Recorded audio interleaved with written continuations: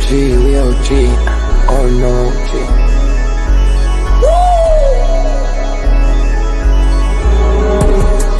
You're not bullish enough, yeah. Oh no, you're not bullish enough. You ain't got the or no. I get stoned by the bolo.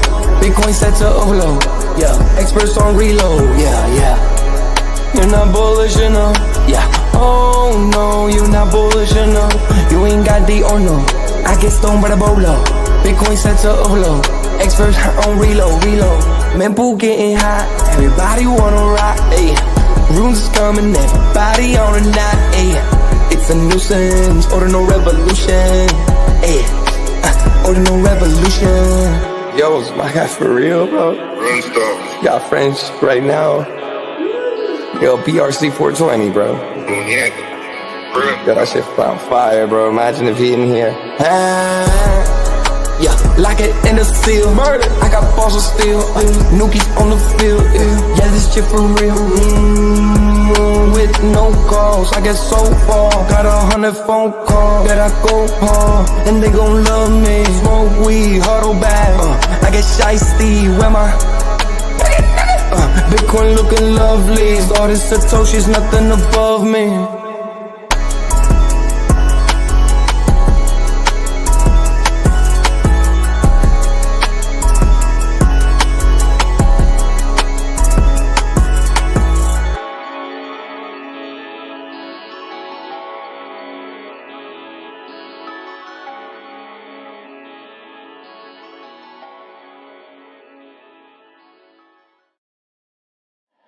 Bitcoin's alive, what you gon' do? Mempool fees are high. Ordinal. Where does it stop? Nobody knows. It's a revolution, ayy. Bitcoin is the one, no substitution, ayy. With Shizzy and Yagobi, it's Ordinal Revolution. Welcome back to Ordinal Revolution. My name is Shizzy. On this channel, we cover the entire Bitcoin Ordinal ecosystem. What is up, guys? We have an amazing show for you guys today. We're live from the Ordinal Hour, and this one is going to be the best one ever because I've been saying it for over a year. Over a year on this show, on this channel, you have heard me say it. You are not bullish enough. $98,000 Bitcoin, and you're still not bullish enough. Guys, if you doubt me on my 700K prediction, you better congratulate me when I am right in about 6 to 8 months. Yes, I'm saying 6 to 8 months. I'm saying June, potentially May of next year. Bitcoin will be close to maybe 400, 500K, and then hitting 700K later that year. I am positive on it, guys. I am positive on it. I believe in it so much. But we have an amazing show for you guys today.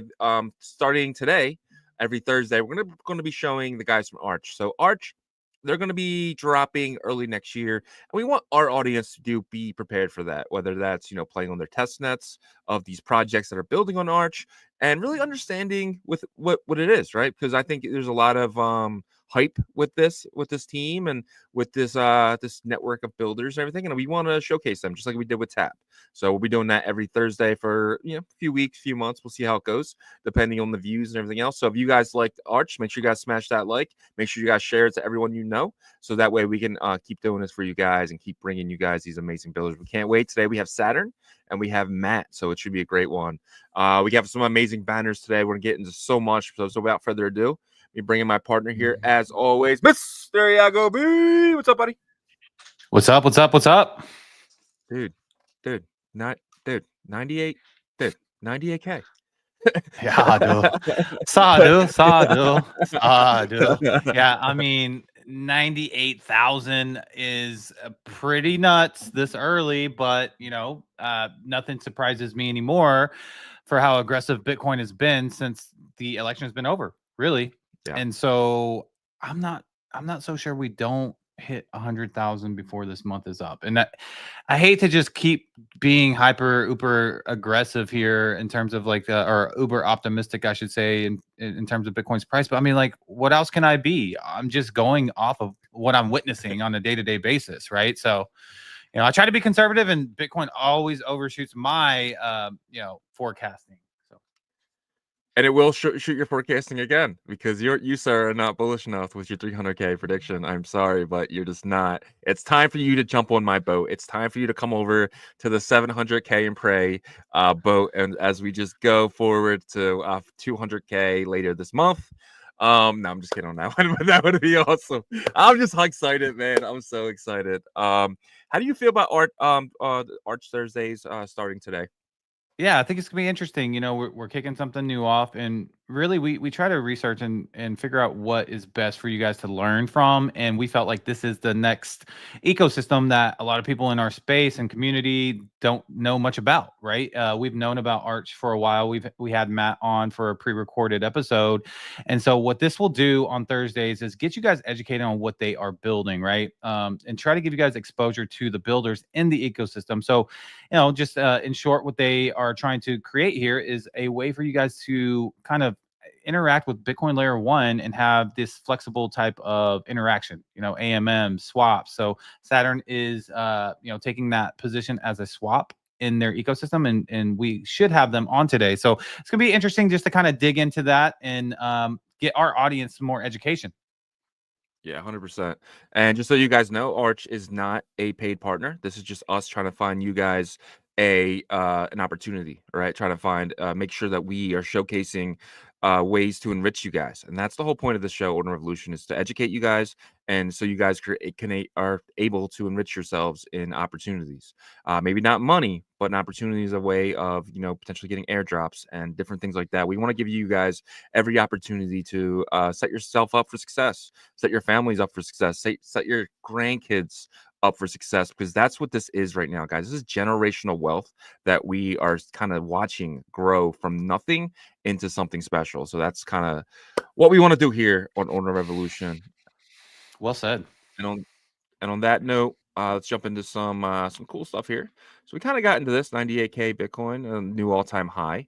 I think it was like just over 98K, or was it like 98.5? So yeah, I think it happened when I was looking away from my phone, but I looked at where it touched, and I think it was like 98 350, 98.4. So when it touched that, it kind of bounced back, retraced pretty aggressively. But 98,000 is, this is the thing. Yesterday I was talking about hitting a new all-time high, and I said I think the second half of today, which I was saying as in yesterday, we'd be trying to knock on that door of 96,000. And Bitcoin said, "Hold my beer, because I'm going to 98,000." And I had text this morning, and it was kind of late last night, and he was like 96,000, hell yeah, blah blah blah. And then I reposted this or texted him back, and I said 98,000. We might break 100K.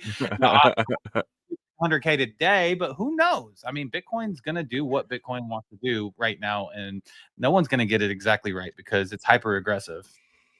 Hyper aggressive, 100%, dude. I got 2 notifications on my phone like back to back. It was like Bitcoin breaks 97K, Bitcoin falls under 97K. I was like, what the hell is going on right now? So I love the notifications though. I don't know, I smile every time I see notifications. But look at this weekly.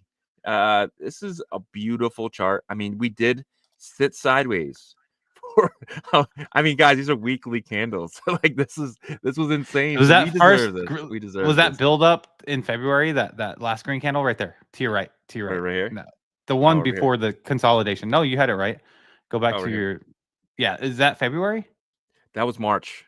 Okay, so right This is around that February. time, Yeah. whenever the ETF kind of propelled Bitcoin, and we were like, yes, yes, and all of a sudden Yep. it was everybody's like, no, no, we're about to go sideways. This was your favorite time of the year, Oh from my March God. all the way till October.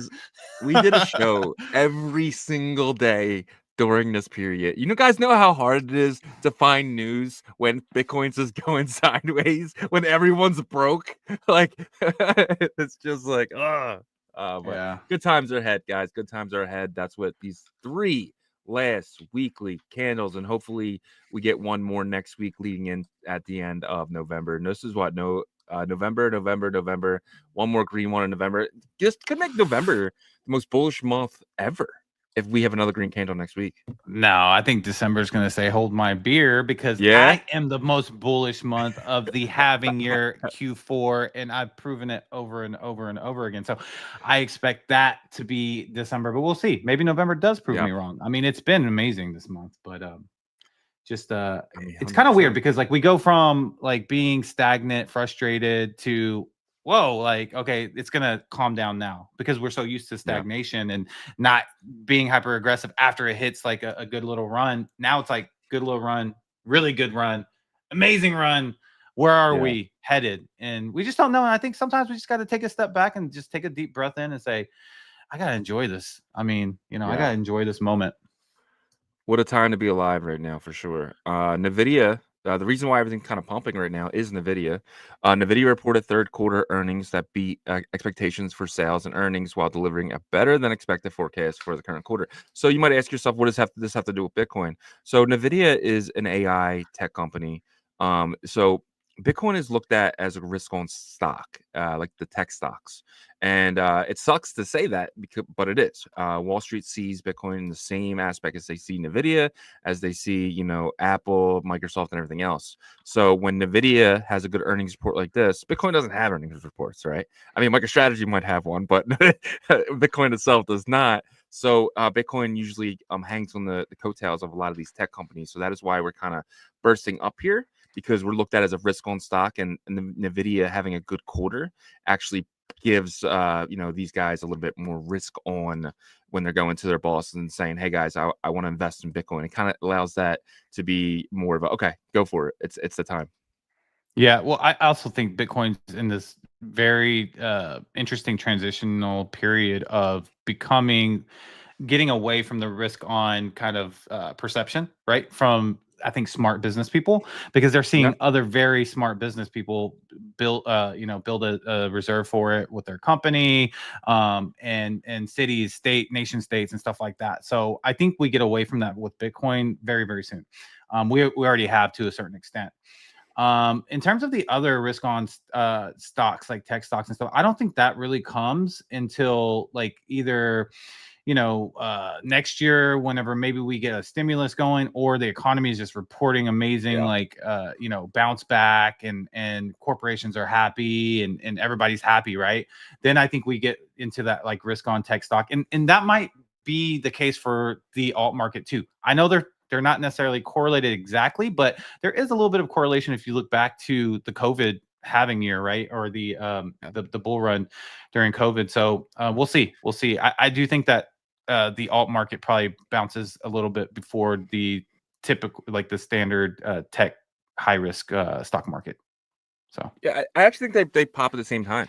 I think they've always kind of popped at the same time. That's when you've seen like your workhorses and your Nikolas. They were running the same time, like Polygon Matic and stuff was running, right? So I think they do run together, but I mean we'll say this time seems to be different in all aspects. So yep. total cryptocurrency market cap hits an all-time high of $3.2 trillion. Bitcoin being almost 2 trillion of that. This is pretty insane. I'm expecting this number to hit 30 trillion next year.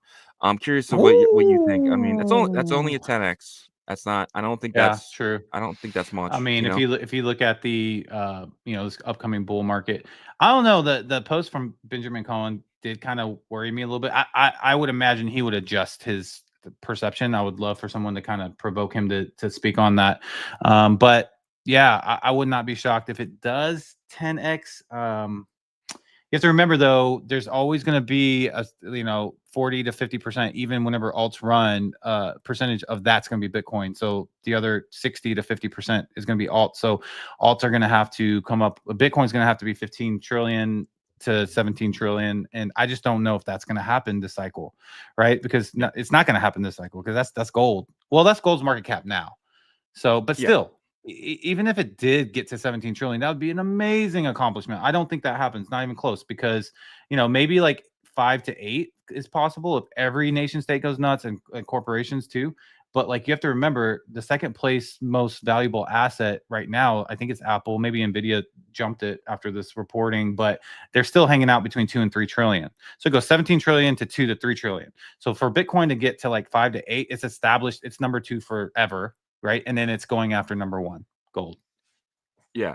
What tweet were you talking about from Benjamin Cohen? You were talking about the. I did. The I tweet put where it in the private. I put it in the private chat. If you look at that first link there, Okay. it goes directly to that tweet. Oh, okay, gotcha. Yeah, I'll bring this up real quick. So this is a tweet from him for context. This tweet from him from 2020, and he kind of predicted, right? Yeah, he kind of predicted what was going to be happening. Let me show my screen here. Oh, I shared it for you. Yep. So he says my outline for Bitcoin. So this was written in April 13th, 2020. So this is like, right before the last bull run, months before. So he says 2019 and 2020 accumulation, he was right. 2021, 2022 uptrend, he was right. 2023, 2024, Bitcoin at 100K, pretty much. I mean, we're right there. 2025, 2026, I don't like that one. bear market. So that's the problem. 20 and so according to this, he was predicting a left translated cycle, a cycle where Yeah. we kind of hit 100K potentially in June, July, ran to about 170, 180 with a bear market. That did not happen. So Benjamin Cohen has been someone who has predicted pretty much everything. Bitcoin dominance, almost pretty much everything. If you guys aren't watching his channel, I highly recommend it. He's like really educational. He's very he doesn't think we're going to hit numbers like crazy numbers. I mean, look at this. He says we're going to hit 300 to 500K in 2032. I think that's next year. 1 million in 2042. I think that's in 2028. Right. So he's very conservative. If you want to call me the opposite of very risk on. So, I would call you the opposite of that, because if you aggressive. think about the predictions, you're predicting the highest prediction forecast out there. The highest forecast that I've seen is 700 to 800,000. I'm hearing 1 million. I haven't heard that for this next Maybe year. I'm just in the swamp with the degens, but and I've seen multiple people say 1 million. Interesting. I haven't heard that. Yeah. I'd be interested to hear who is calling 1 million, but I have heard 800,000. So that's 100,000 higher than what you have kind of called with Plan B there. But yeah, I mean, 200 to 350,000. I think that's doable. But yeah, Benjamin Cohen's definitely got me questioning myself, because look, hey, he's gotten a lot of things right. The biggest thing that he's gotten right is Bitcoin dominance and how long it's lasted. So yeah, and he got that 100,000 so far. He hasn't hit it yet, but we're all guessing that he will hit that $100,000 prediction by the end of this year. I mean, we're 2% away from that at this point. 3%. I will say though, he put 2025, 2026 bear market, so that could be the second half of 2025 and then 2026 as well. So we'll see. Yep. Benjamin Cohen says another thing from him. I feel like he's like our main point of the show these days. But he says it always feels different, but Bitcoin is still tracking the last two cycles. So if you look at this purple, and I'm not sure if you guys can see it really well, but it's right there. We are basically, it does feel like we're going crazy, right? In market cycle 5, but we're still just going with trend here. But we still have a lot of ways to go.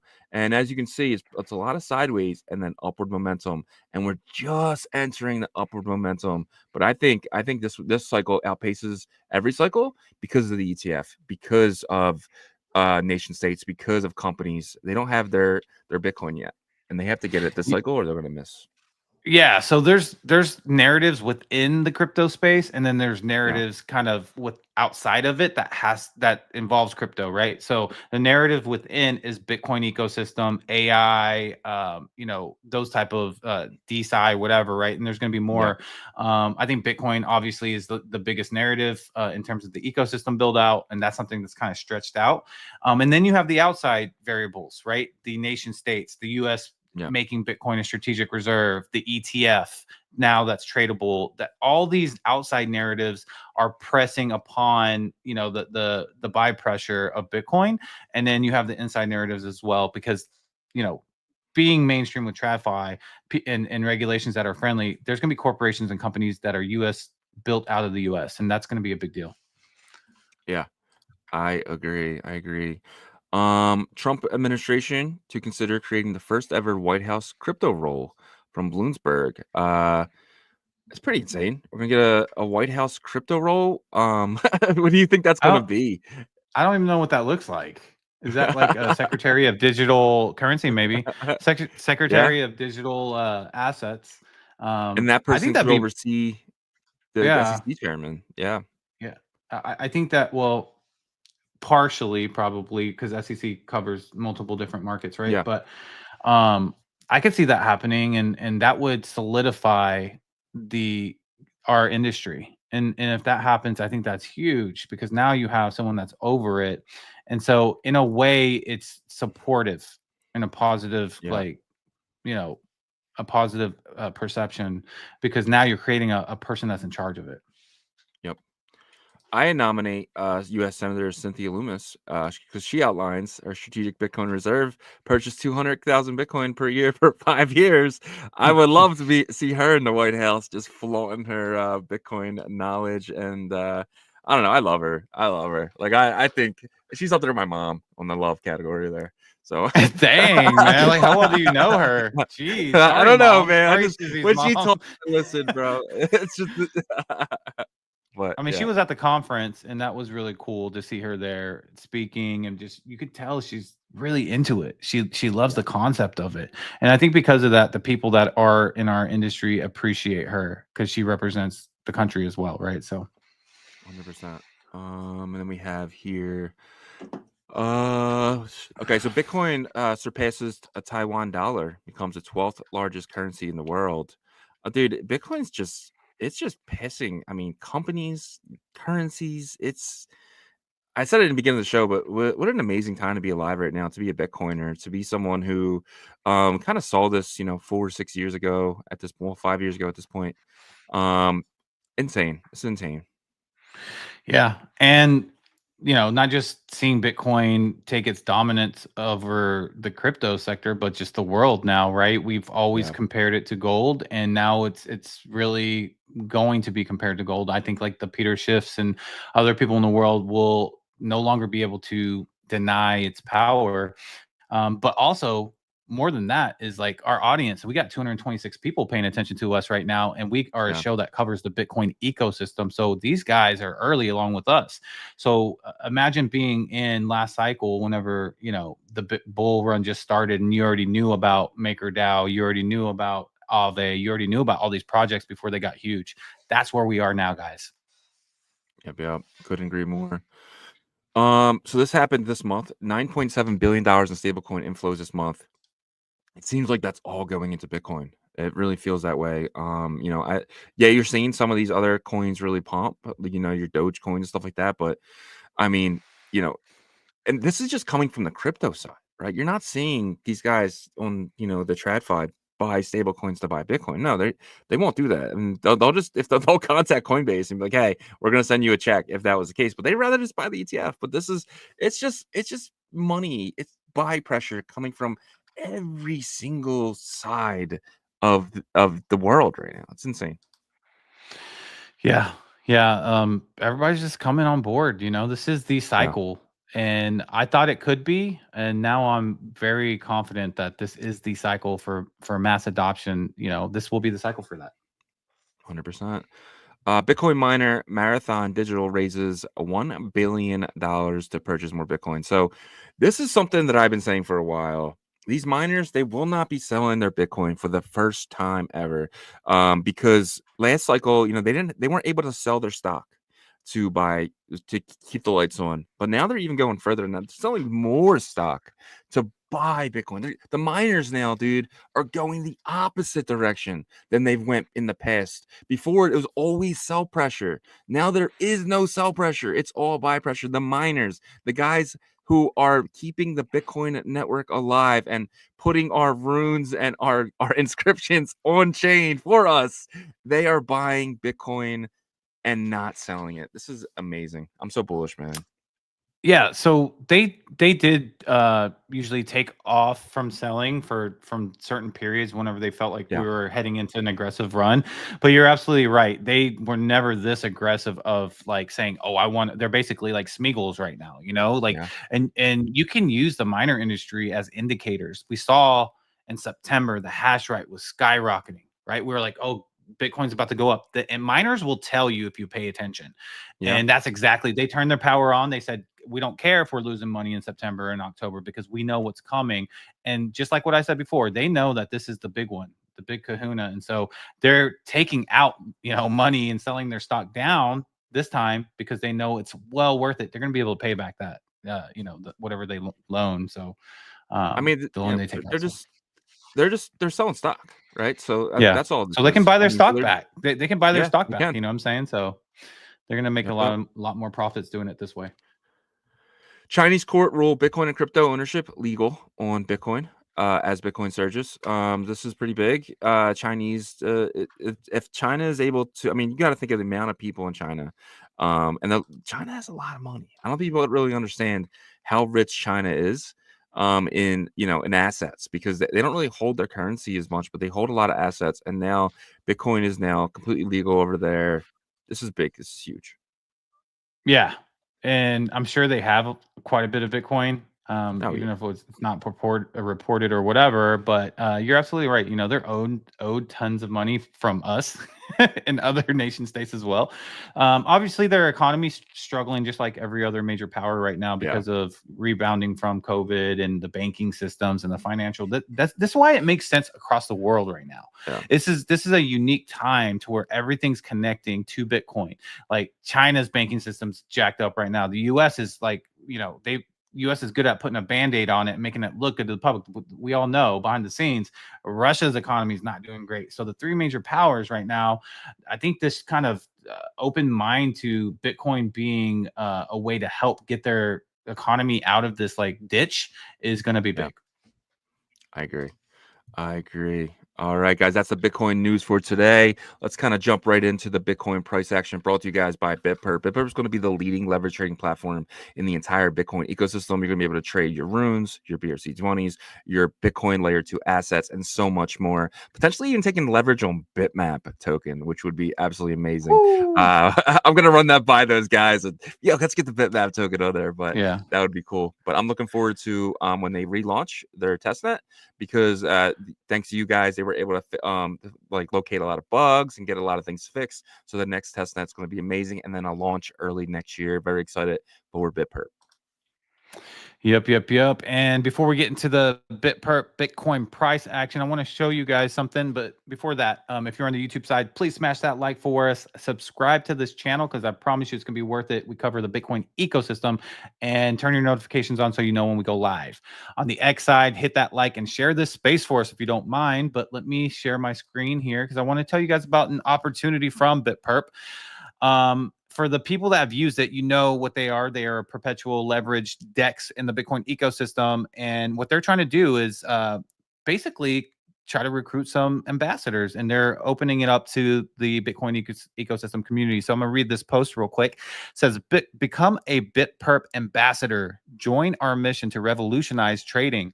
Ambassadors earn VIP trading perks, BTP token rewards, and exclusive benefits. Play a key role in growing the BitPerp community while enjoying rewards. Sign up below, and I'll put this link in the chat so you guys have access to it.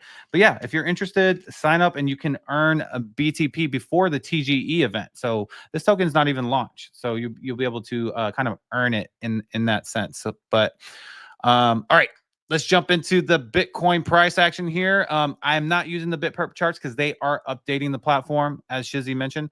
But I'm going to start here with the hour chart. As you can see, we got hyper aggressive overnight, right? And we got all the way up to, so it's 98.358. So I was almost right. I said 98.4. And we did see some pullback once the markets opened. Wall Street kind of decided, hey, we have some shorts open maybe. I'm not sure, but they decided to kind of help this downtrend or correction. It's not a full correction. It's more of a pullback.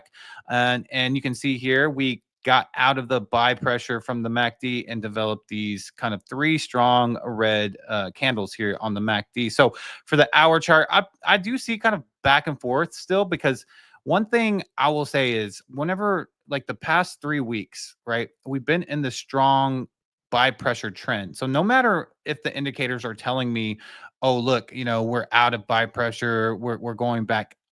After the first time, whenever Bitcoin showed, hey, look, this is going to be an aggressive month, I realized that the pullbacks are very temporary, right? So they're not going to be prolonged like they were in August and September, to where, you were selling down for like a day and a half.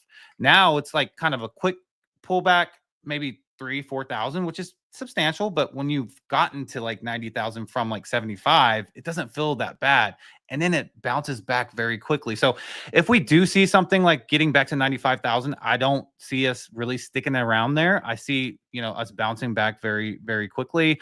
But what the indicators are showing is that we probably are done for the aggressive pump up. I don't see us like trying to knock on the door of 99 or 100,000.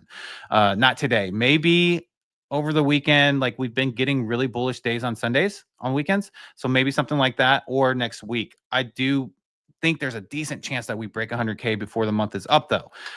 One other thing here, we're trading above the 50-day EMA on the hour chart. So that's also another good indicator here. You can see in terms of support and resistance, we got some decent support here at 97,200, and then we start to run into some resistance right above is kind of close. It's about even there, and then above that at 97.5, I would say, is really, we kind of run into a little bit of a wall there. So you can see the resistance is a lot stronger there, but hey, sometimes this only lasts for a little bit because of just the bullish energy, right? And we've seen that the past couple of weeks. So for me, if I were to just, guess, I would say probably stagnant for today, maybe 96 to 90, 97.5, maybe around there. Hey, I hope Bitcoin proves me wrong again.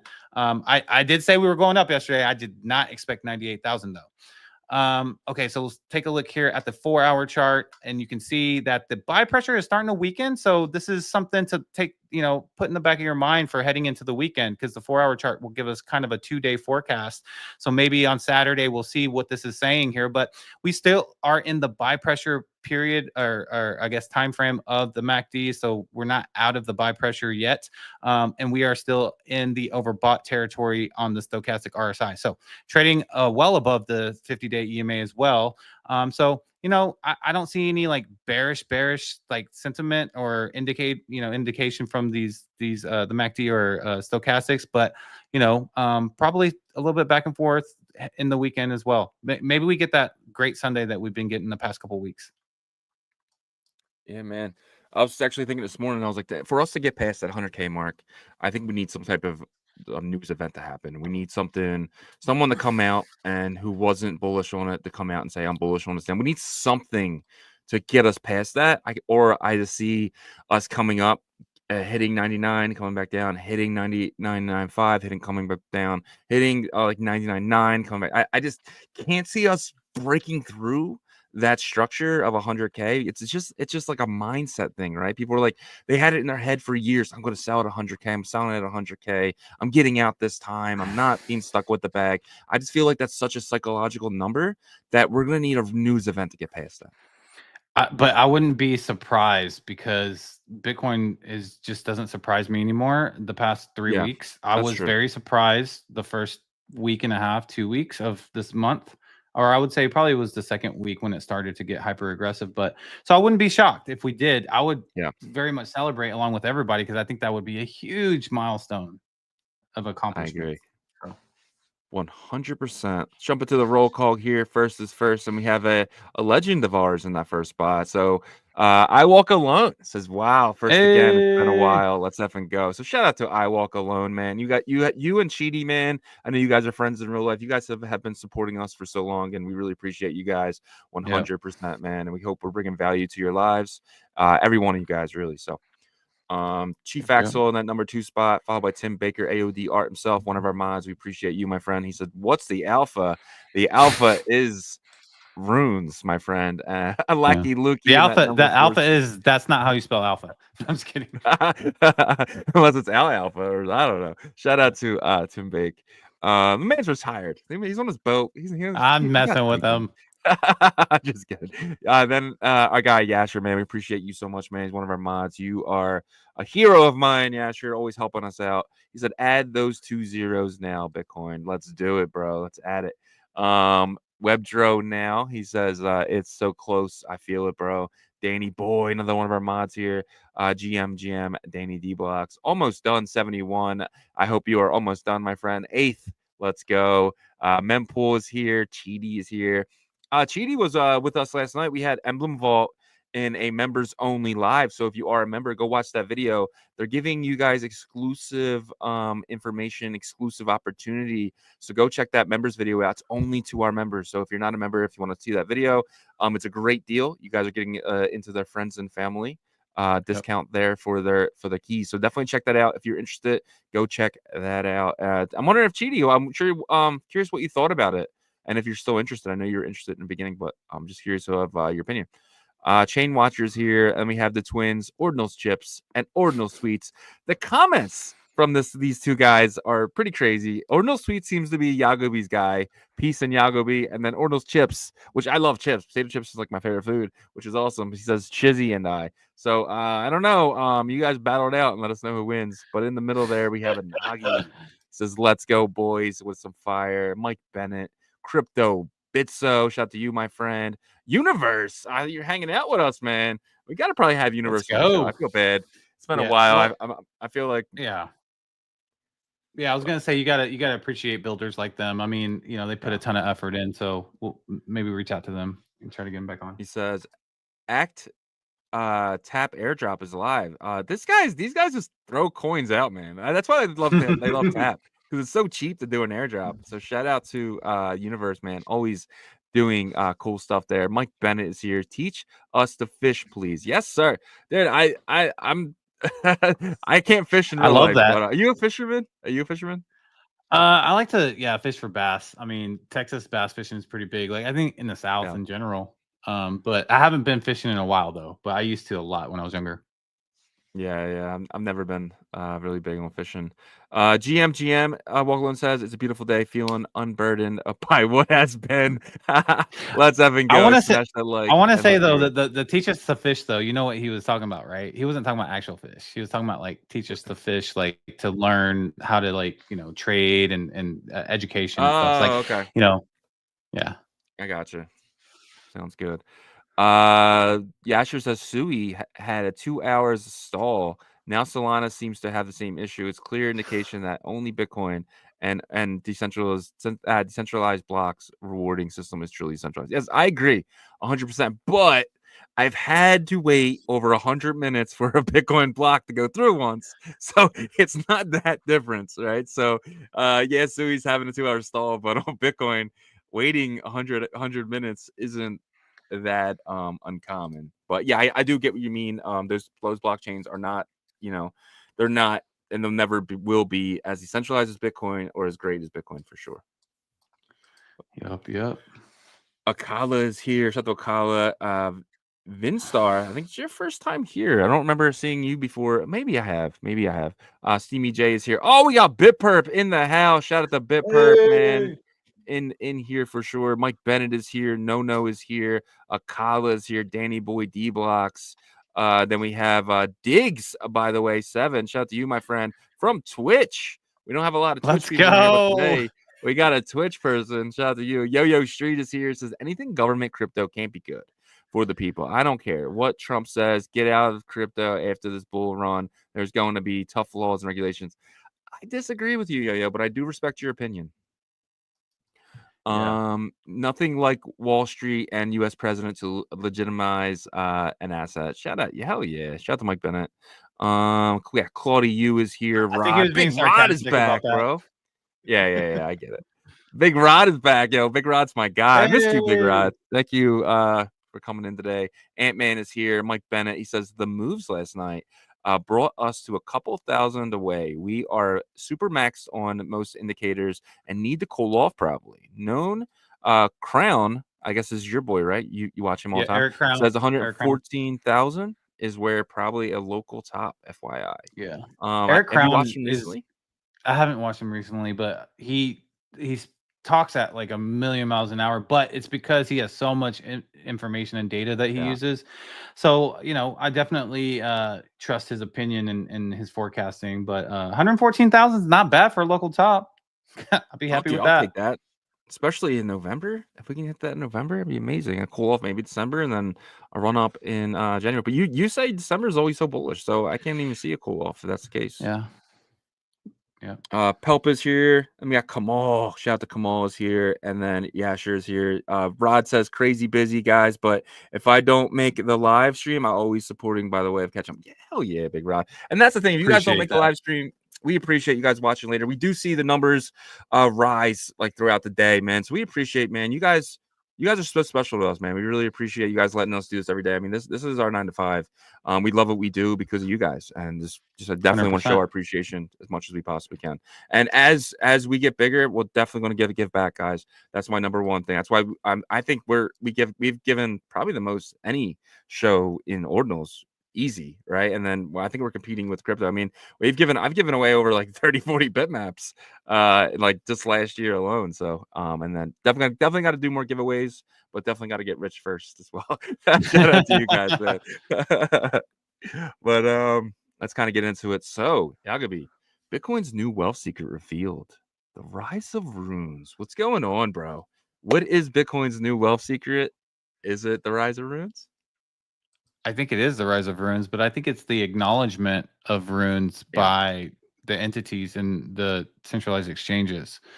I know we've been hitting on runes like every day, but it's because we feel like it's necessary to educate you guys and then also new people that come to our show that are like, oh, what's going on with this, Bitcoin ecosystem and runes? And I'm hearing more about this dog of the moon. I'm pretty sure if a new person came in that was just, only comes in during the cycles and they came over to the runes marketplace, they'd be like, what the heck kind of tickers are these? You know what I mean? And so they'd be thrown off a little bit. How do you buy these and stuff? So we probably need to do a refresher on like how to purchase runes and stuff. So we could do a pre-record maybe on that. But more importantly than that is I think runes are getting that attention as the main fungible token standard on Bitcoin. And once one of them gets listed on Binance or Coinbase, it will be solidified at that point. Yeah, I agree. I know that Ordi and Sats are on Binance. I understand that. And I think because of those two, BRC20s won't die in the go away forever. But the dominant, the main standard will be runes, in my opinion. 100%. And it's something that I've said for a long time. And I mean, you're my proof. I've said BRC20s will always exist, but they will be legacy tokens. And what did I mean by that? I always said there was going to be something that comes next that's going to be a better token standard with no transfer inscriptions, whether that's TAP, whether that's runes. I think it's runes, but Ordi and Sats will always be legacy, including there's a few more. A lot of them are migrating to runes though with pups and wizard, but Ordi and Sats, I don't think they'll ever migrate because they're decentralized tokens with no real community and team that's constantly like trying to evolve. Well, I would say communities, but the communities aren't trying to evolve. But I would say Sats is a little bit more less decentralized because it's involved with that's true. Unisat and stuff like that. Unisat's token, yeah, for sure. I kind of want to show this because this is absolutely insane. I'm always on a 7-day. I like the 7-day chart. It's my favorite. But Dog Go to the Moon, 99% on the week. So if you would have bought last Thursday morning, you'd be up almost 100% on those purchases. And that's not just that one. Cypher Genesis is another one. And then you had Bitcoin Bro Bear, 155%. I mean, this is where you put $1,000 in and you're up $1,500 on. I think this is a scam, right? I keep looking at that. I wish they would say which is a scam and which is not a scam. But still, a little bit of wolf pup, right? So this is back to my point. Absolutely insane. I mean, this is $350 million on the week. It's pretty wild. Yeah. I mean, definitely doing much more volume than previous as an ecosystem. And we have to remember, like, even if you don't hold Dog on the Moon, you want to root for them because once they get listed on OKX, it seems like next, and then eventually Binance and then Coinbase, that opens the door for multiple different runes, right? Because now they're going to look at runes as they're going to take runes as a serious ecosystem of fungible tokens. And obviously whenever the ERC20 standard was really popular, Coinbase and Binance started listing those really quickly in the last bull run because it was a little different. They had a really strong infrastructure. But here, this infrastructure is coming together right now, and so to solidify that and kind of say, okay, Runes is the main token standard. Those two centralized exchanges will need to list at least Dog Over the Moon, and then they can look at utility stuff down the line. Yeah. And one of the big rumors right now is OKX, right? Yep. What do you think about that? Do you think these rumors are true? I haven't really had anyone really big come out and say that this is something that's going to happen, but people are starting to see that it's over there and it's in the code and stuff like that. So how big of a deal is it? Let's just say OKX comes out today, says be listed dog as spot. Does that really open the door for Binance, Coinbase, and Kraken? I think it does. Definitely. You know, Kraken Pro's already looking at dog. They added them, or Yeah. Kraken Spot is already looking at dog because they added them to Kraken Pro perps. And so, you know, getting on Kraken and again on OKX, that to me, that just is telling everybody, hey, look, Binance is probably coming up and Coinbase will eventually probably be the last one. I just saw a comment that says, hi up, man. He says, Cassie said on a spaces, Casey, I think he's saying, recently that the more you try to build on runes, the worse it gets. I don't think they will go past meme. So you got to remember, like, building with a fungible token on Bitcoin layer 1 is not, it's not meant to be a DeFi environment. You know, even when you add Opcat, it's to be able to bridge those off trustlessly. So where can you build with runes? Possibly Arch Network. We're going to learn more about Arch Network here in about 15 minutes. And Arch Network basically uses Bitcoin as a layer 1 finality, you know, transaction type of situation, but they do the decentralized, you know, prover of networks. Okay, all of this off-chain computation checks out. We're going to send the transaction to Bitcoin, and that's how they're able to say without bridging out of layer 1. So you might be able to build there, you know, and stuff like that. So we'll just have to wait and see because they're going to utilize smart contracts. Yeah. And you got to remember too, like smart contracts, yeah, that's awesome, but AI's here now, right? So right now, if we want to do something like a swap or something, we have to do it in a custodial way. But what if there's AI and there's code to prove that there's no way to stop the AI from doing the code that it's programmed to do? Now we have AI doing stuff in a centralized way, but it's using the same code that you would put into a smart contract, right? So now, if that works that way, if someone can prove that it's doing it in a decentralized manner, just reading the code and doing the swaps on the back end, we could have AI swaps. We don't need smart contracts over here, which will allow these runes to do different things and different DeFi. And having the AI say, hey, this, you can't send this out for 7 months. And the AI just goes by that code, right? So like smart contracts are awesome, but I think there's going to be another layer of this AI that we're not ready for. Yeah, but who's going to manipulate the AI? Like, who's going to, you know, be the AI would just be programmed. Say, hey, you cannot send this out for 7 months or stuff like that. There's going to be different ways of programming AI, just like you would program a smart contract. Yeah, I mean, I agree. We had when we had Emblem Vault on yesterday for that members video, they have a new product that's going to integrate AI wallet. So yeah, that's definitely something that you and I have been talking about for months about, you know, decentralization via AI. I think that's going to be a whole new approach because, you know, auditing is going to have to change. Everything's going to have to change in terms of like, does this AI code check out? Can it be changed by at any time? yeah. You know what I'm saying? Those kind of things. And so I think there's going to be a whole process of, you know, checks and balances first that they're going to have to figure out before they can implement. I think we're years away, but I think we're, 2016 DeFi, right? To where everything was just kind of up in the air. So I think, next cycle, instead of having smart contracts, we had these AI bots that are doing everything for you, right? So, Yeah. I mean, yesterday changed the way I look at smart contracts for sure. I just kind of see the AI being the next generation of smart contracts because they're smart. I mean, they're smart beings. I mean, they're smart robots, right? They're not smart beings yet. I think we would have to reach that Yeah. quantum computing level for it to be completely disagree. I don't think we decentralized, need to get there. sentient. Yeah, I mean, a human's gonna have to manipulate it, is what I'm saying. At some point, Well, like the from start to code. finish. So if it's just reading its own code, right? If it's just like this is the aspects that I do. This is what I do. This is what I do. Yeah, I don't think we need to. That's pre-written code, but we know we can predict how that AI is going to operate. I'm saying you can't do something to where you can't predict how the AI is going to operate. Like it can't go off on itself and just make decisions on itself based on like what it thinks is right, basically. You know what I'm saying? We don't want that. Sentient. Yeah. We want it to just read the code and do what it says. If Bitcoin comes in, runes go out. Like, you know, like that type of thing would be really cool. So this is pretty big. The big one exchange, crypto exchange, which processes 1 billion in daily volume, just added support for runes protocol and has spot listed dog. I've never heard of this one, but it's beginning to look a lot like Dogmas here with this. I definitely see this is just going to be one after another at this point. Yeah, I've never heard of them either. $1 billion a day is interesting. I guess It's insane. What is that? What does like Binance do? I wonder. You know, because I can't Probably really. 30 billion. Yeah. So it's probably not that much because if you think about it, some of these tokens are trading multiple billions of dollars a day in volume. So, but another one, adding dog support.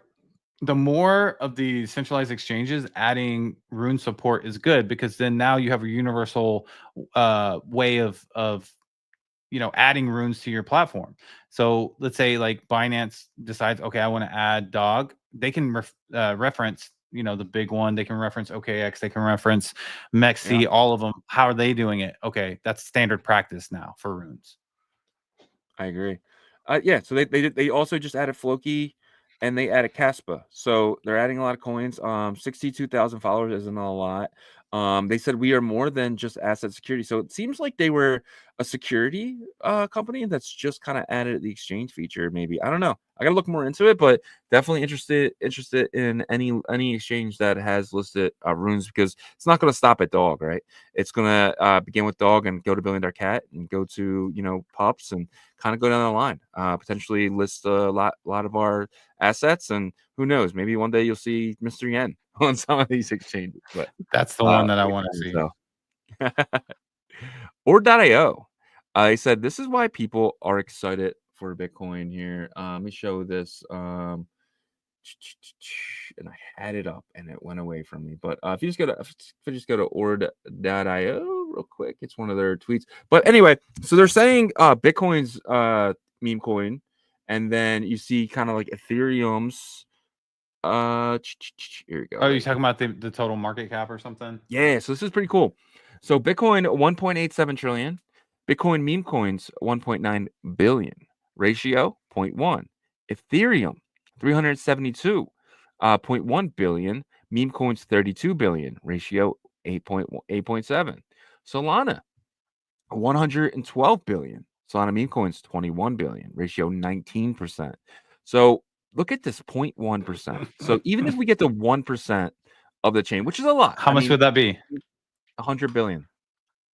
Really, 1% is 100 billion? I don't think so. No. Of a trillion. No, because so that would be maybe because there's 1,000 billion. 1.9. So trillion. Yeah. So we're I think you're right. So you just go to 100.9 would be 1% of 1.9 trillion. Yeah, so it'd be $18.7 billion. Yeah. Wow. So less than Ethereum in total value, right? But that's only if we go to 1%. So if you look at the percentage of what Ethereum is versus Solana is pretty much, it's a little unfair because Solana is all meme coins almost, it feels like. And right? And Jupiter, Jupiter, and I think Jupiter has a pretty high market cap. I think the other exchange has a high market cap as well. And then you have a couple of DeFi platforms, but everything else is dog whiff and pumped up fund models. So. But if you look at the ratio, you see 8.7% of Ethereum's total market cap. But if you divide that by the 19.1 ratio of Solana, that becomes 45% of what Solana's is. So if you do the 45% of the 8.7, that means that we could technically reach a ratio of 4%, which would be 18.7 times 18. Was it 18? I said 18.7 billion. Yeah. You said in between there, right? So it'd be $73.2 billion in value. At 4%, no. At 4%. wrong. 4% of At 2 4%. trillion is No, 400 4% ratio. Well, I just Would be times four. I times the 18 billion dollars worth times the difference of the ratio of Ethereum. So that's how it came up with 73 billion. But You get what I'm yeah, saying? so we agreed that 1% is 109 billion.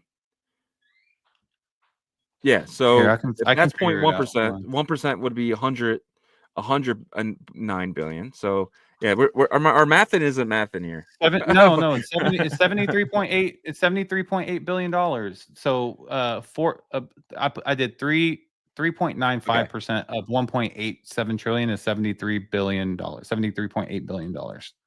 It's still a 30x when we're here, but I still don't think that's bullish enough. I see us at the end of the cycle being over 190 billion dollars. Yeah, I I'm think we're just gonna hit going off 1%. of the ratio Yeah, difference between Ethereum and Solana, and then I got you. it kind of makes sense though, right? Like if you look at the chain and the values, like Solana's less market cap, so higher ratio, and not as Yeah. looked at as the number 2 asset. Then so I just did the ratio difference. So we'll see what happens. That's interesting. I Yep. like doing that. So we had a comment from Jack Liu, who is one of the bigger guys over at Magic Eden. It said big release coming today. This is complete speculation, but I think it's the swap, the first generation swap. I think we talked about this a little earlier, but what do you think? Yeah, that's the rumor, is that they're coming out with the first beta version of the swap, which will allow you to purchase runes with Bitcoin in any amount that you're trying to purchase, but you won't be able to sell them, and that's coming in the next version, because they're trying to get this version out first. So I don't know how people are gonna deal with it, but I will say this: it's definitely going to solve the bricking, because the bricking is a big problem. Sometimes someone's trying to sell, Yeah. $24,000 in one brick. This will help that a ton. Yeah, I agree. But you won't be able to sell in the swap. That's one of the conclusions that we've came to. So if you think you're going to be able to sell, you're not. You're still going to have to be the list. But when you buy, you won't need to. Let's just to Yagobi's point. If there's a brick that's like 4% lower than the next one, you'll be able to buy from that brick. You'll be able to break that. They'll break it up in the back end for you and give you pieces off it instead of it just sitting there and you have to purchase a lot like further back from the floor. So I think, yeah, you're right. It does help the bricking, but that's really it. I mean, it's not really anything unless they Well, come if out with it's a something different that we don't know about. Yeah, I mean, if it's the first step, I think people will take it. They'll be like, okay, this does Yeah. fix one thing. It's better than not having it. And Yeah. then once they allow you to sell the runes to Bitcoin, that's going to be the game changer time. I don't know how they're going to do that. We'll see. We'll see. I think they want to do this though, because they're seeing the attention that these runes are getting from centralized exchanges. So for them, they're like, crap, like we're going to lose the fees share. You know what I mean? Because like if you think about it, like most normies and new people, they're like, oh, you want meme coins? You don't have exposure to Bitcoin. You can have meme coin on Bitcoin. Why wouldn't they do that, right? So Magic Eden just probably wants that fee money because it should be a lot. Yeah, I mean, think about it. How many transactions how many fees they can break from one brick, right? If they're doing the A fees lot. in the back end, I mean, they can make millions of dollars from this. So this is definitely going to Oh benefit yeah. Magic Eden, but it's actually going to let the little guy, the guy who just wants to buy $1,000 worth of dog, not have to pay more because he doesn't have $15,000 to buy the whole brick. So Yeah, I think that's a or big they deal. don't have to go through and like click check for this one. Oh, that one's too much, and you know what I Yeah. mean. They don't have to like hand select which one. They could just buy how many they want. Yeah. I think that's probably a Yeah. little bit bigger of an impact than we think. If you want $1 million dog, you can get $1 million dog. If Just you know type what I in a mean, like million you don't have, dog. Yeah. yeah, 100%, and that'll give you that Bitcoin amount and everything. So the next thing here, and probably the final thing before the Arch guys pop in, but an analysis of performance of AI runes. So right now on Solana and like TikTok and stuff like that, there's a big AI craze, right? Over here, we're kind of getting the same thing because we've seen Skynet Neural, did a 31x. Cypher Genesis did an 11x. AI etched this rune 3.1x, and then you had the little one Smith, and then Satoshi AI Komodo and stuff like that. But do you see the AI trend continuing in runes? Because it's like, yeah, it's like for Genesis, Butoshi's doing some stuff, but it's not like they're doing stuff with smart contracts like the other AI agents are doing, right? Yeah, I would say Cypher Genesis is the most legit though, from what Yeah. I've known, right? You know, a lot of people sometimes get so stuck into like, you can't build on this token standard. You can't build on that token standard. Sure, yes, on other chains you can utilize the smart contracts that automate what happens, in and out, balances, blah blah blah, right? But they're kind of looked at as kind of like I hate to use the term because it's so icky compared to crypto, but it's looked at over here kind of like a share in a sense, right? Like this is like a representation of what they're doing. And so Cypher Genesis would be the most that has like something because they actually have an AI bot. But the other stuff is just complete AI memes. But the AI narrative, we had it last cycle too at the end, but it just wasn't, AI wasn't ready. I think AI from a technical standpoint is definitely ready for like serious AI projects to be in crypto. Yep. All right. Let's kind of get into some questions as we wait for the guys to pop in here. Tim Baker says, Yagobi, the last grade I graduated was the 8th grade. Spelling not that good. So Tim coming back at you and saying, hey, Dro, I ain't mad. I can spell some things. But Tim is retired, and Tim is also a very, very rich man. So shout out to Tim. Anthony Marr says, bro, I think 109 billion is 10%. It would actually be, so if it's 0.1% now at 1.9 billion, then 1% would be 109 billion. So you got to remember, Bitcoin's at almost $2 trillion. So I'm sorry, but I don't think your math is mathing there, Anthony Moore. And then Yashir says, consider AI human, so you cannot trust a human always. Yeah, but if the AI is just reading the code, I don't think that is the case there, right? Well, I mean, I just don't think you can create an AI agent that doesn't have like an open-ended code. You know what I mean? You can't close it unless you just replace. You're able to just, even if you do replace it, it's always going to be centralized. The only way that you cannot have it centralized is if you're able to create like a sentient AI. I feel like. Now, do people care like how much centralization there is? There's going to be, because like at the end of the day, let's say that you create the perfect like script for an AI agent to be able to process AMMs and all this things. Like this is their job, right? This is the AI's job.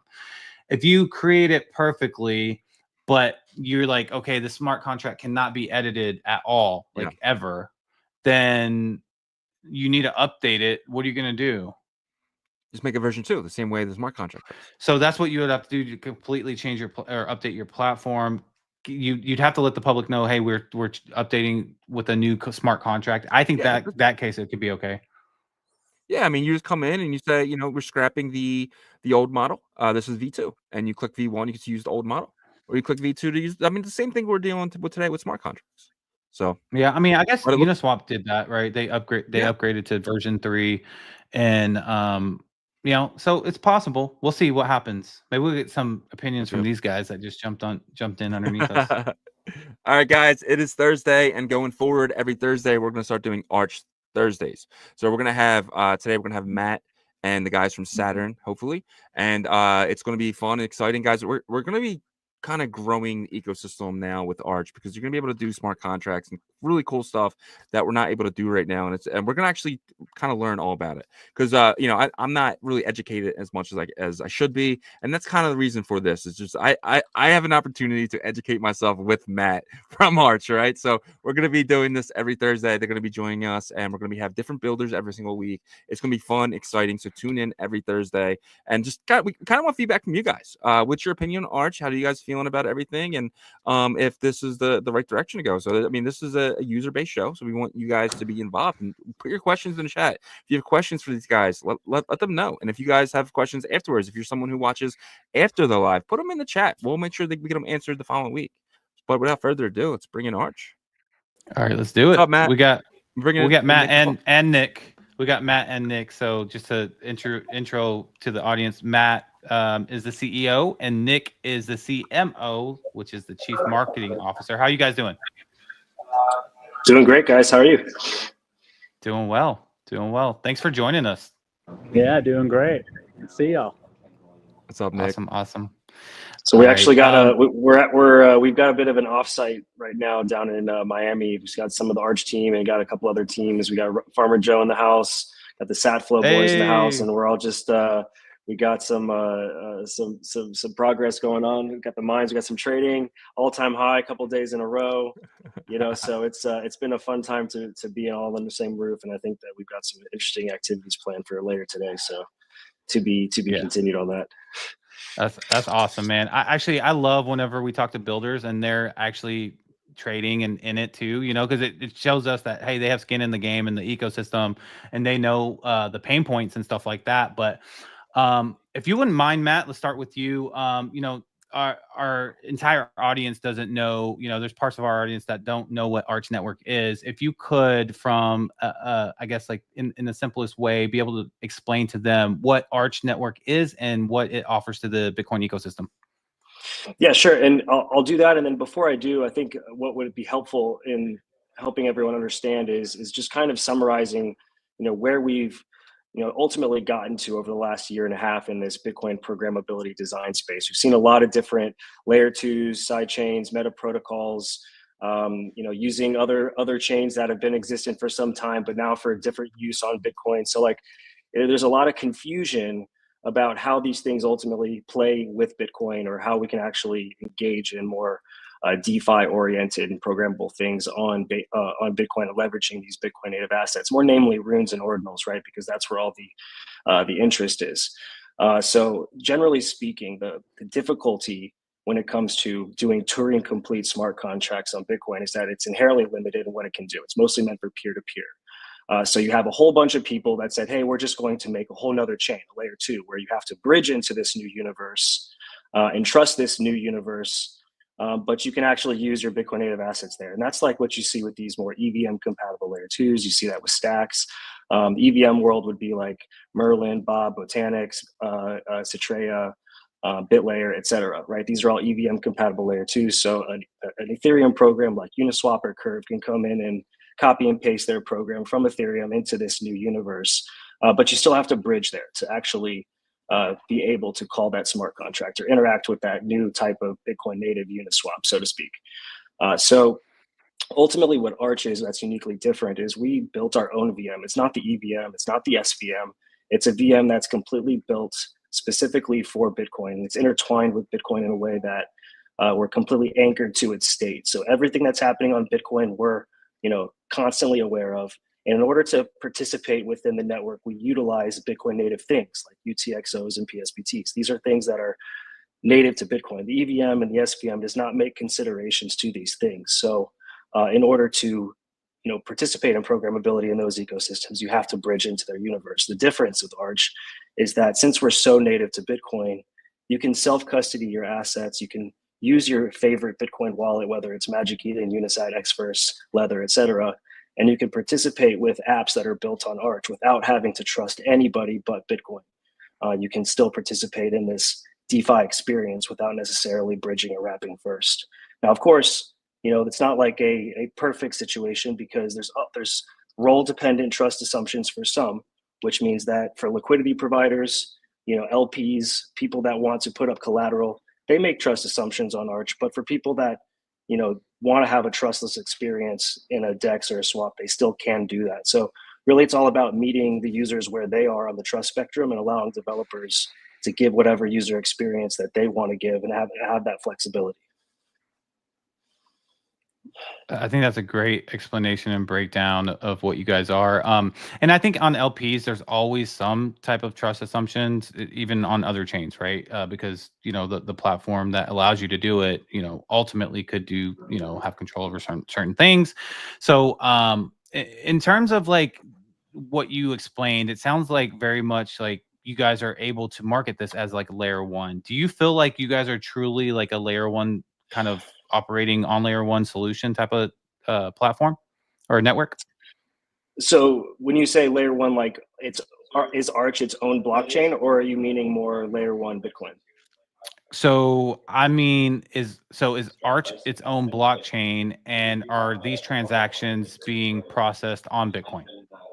Yeah, so basically Arch is its own blockchain. It has its own VM, its own consensus mechanism through a verifier network, which operates on proof of stake consensus. But what's unique about Arch is that its state is anchored and linked to Bitcoin, so that when transactions are happening on Arch, we are constantly seeing what's happening in the mempool and seeing what transactions are finalized and get what ultimately gets in the ledger.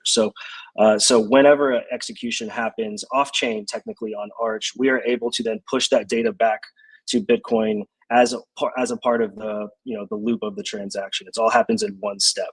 So there's no rolling up of the data. There's no trusting of the data, like trusting of the chain for too long. But we do need that verifier network to ultimately get that multi-sig into action, which does the conditional execution, which is what enables Turing complete smart contract. It's not just trading on state, which is virtually what all meta protocols and L2s do. We need the ability to shuffle assets around the layer one on behalf of users, which is basically what a smart contract controlled wallet does on Ethereum or a program derived address does on Solana. You need to have some sort of trusted intermediary that's going to shuffle the assets around and govern the rules of the smart contract, essentially. So that's the purpose of what the verifier network does on Arch.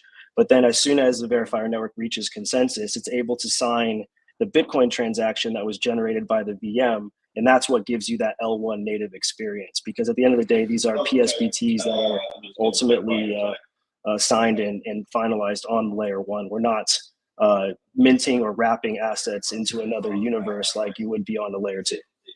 Yeah. Gotcha. And then just make one point about that to add to that. Kind of the base question is also like, what is the experience for the user and what are they actually doing on it? And, if the question is like, what are you doing and is it done on the base layer, right? There's so many things that actually are able to be done just on the base layer without any decentralized trust in the Arch validator network, right? Arch verifiers. So what we've done is create it where, as we were saying before, like market takers, people who are doing transactions, like you're not having to trust anything else. So, in that sense, like all those types of transactions, all those, trustless, or I guess trustless technically is based trustless on Bitcoin. So as long as you trust Bitcoin, then you're fine, and there's no other trust assumptions.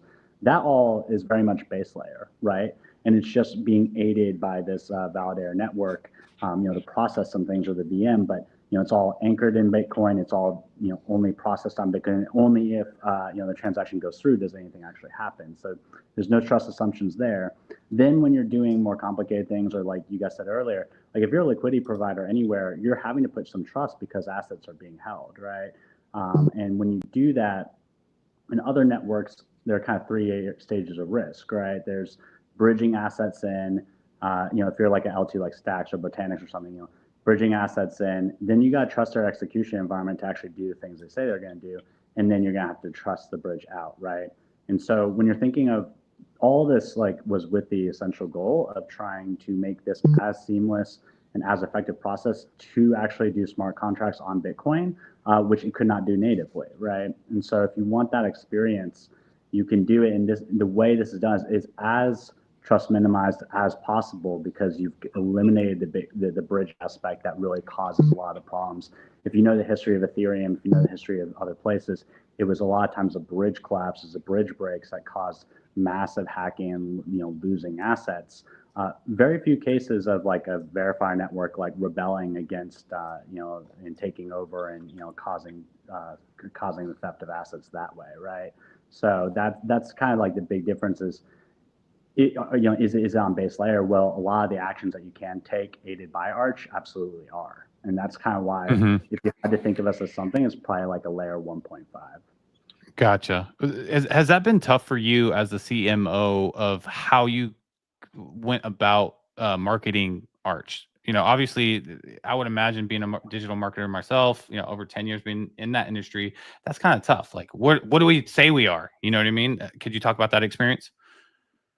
Yeah, absolutely. I mean, I wouldn't say it's been difficult in the sense that, like, thankfully, when I actually came on originally 6 months ago to write our white paper, and that was my first project. And then, it became very clear that, I should do the work as CMO. But very clear. And what made me excited about this project is because it has a clear differentiator. There's just so many projects out there. And at this point, we've got like 100 plus L2s easily on Bitcoin. You've got Cardano calling themselves a Bitcoin L2. Everyone's LARPing as it, right? Like, and that's fine for them. Like, but what made me excited about this opportunity is that like it was very clear, oh, this is something different and it has a different use case, right? So you see Ethereum trying to be anything to anyone and everyone. But Bitcoin and like being settled on Bitcoin, being on the Bitcoin base layer, and especially being bridgeless, like that is really, when I think of like what Arch can be, it is bridgeless Bitcoin, right? Bridgeless Bitcoin programmability. And if you want to add to that fast too, like fast bridgeless Bitcoin, because a lot of it absolutely on the base layer, if you're going to settle on Bitcoin, you have to wait for Bitcoin times. But we've created this like really novel rollback mechanism where you can actually start transactions early, knowing that they are likely to be confirmed on Bitcoin, and then it will double check each step of the way before any actual final settlement happens on Bitcoin. So people, I think one thing that has been hard to help people understand is, we both have the safe, secure base layer experience that a lot of Bitcoiners want, and I think is what makes us different, is being able to offer that on the base layer. And we're going to have spot swaps and the first AMM on Bitcoin starting next week with Saturn. Like that stuff is thrilling and already a value. But I think what people don't realize sometimes is that we're also going to be enabled, if you want to choose to experience that, a trust minimized, very fast experience as well, almost Solana-like, because of the way we've set this up. And that, so there is sometimes a challenge, when you're building anything new, like it's hard to help people explain it. I think in the Bitcoin space especially, and you guys can throw rocks at me if you disagree, like I totally am open to it, but in the Bitcoin space especially, sometimes there's a lack of knowledge about like how VMs and these decentralized verified systems work, because Bitcoin never had any use for it for so long. But like if you've been a builder in the Ethereum or Solana ecosystems, you're familiar with it. I think part of what we have to do is just continue to educate people about how the inner workings of this stuff, and why it's verifiably secure, and also just about the immense amount of opportunity you have, where you can have that slow, secure experience, and you can have that still secure but much faster experience. So yeah, it's a little bit of a challenge sometimes, but it's a lot of fun. And I would just say like bridgeless fast Bitcoin is essentially what we're offering here. Nice. Awesome. Yeah. I have a question. So as a user, right, someone who's just trying to use this stuff, could you guys explain like what kind of wallet will I need? How fast are these transactions? If I just want to buy like some random meme coin on this, like how fast would that be? And like what would that experience feel like?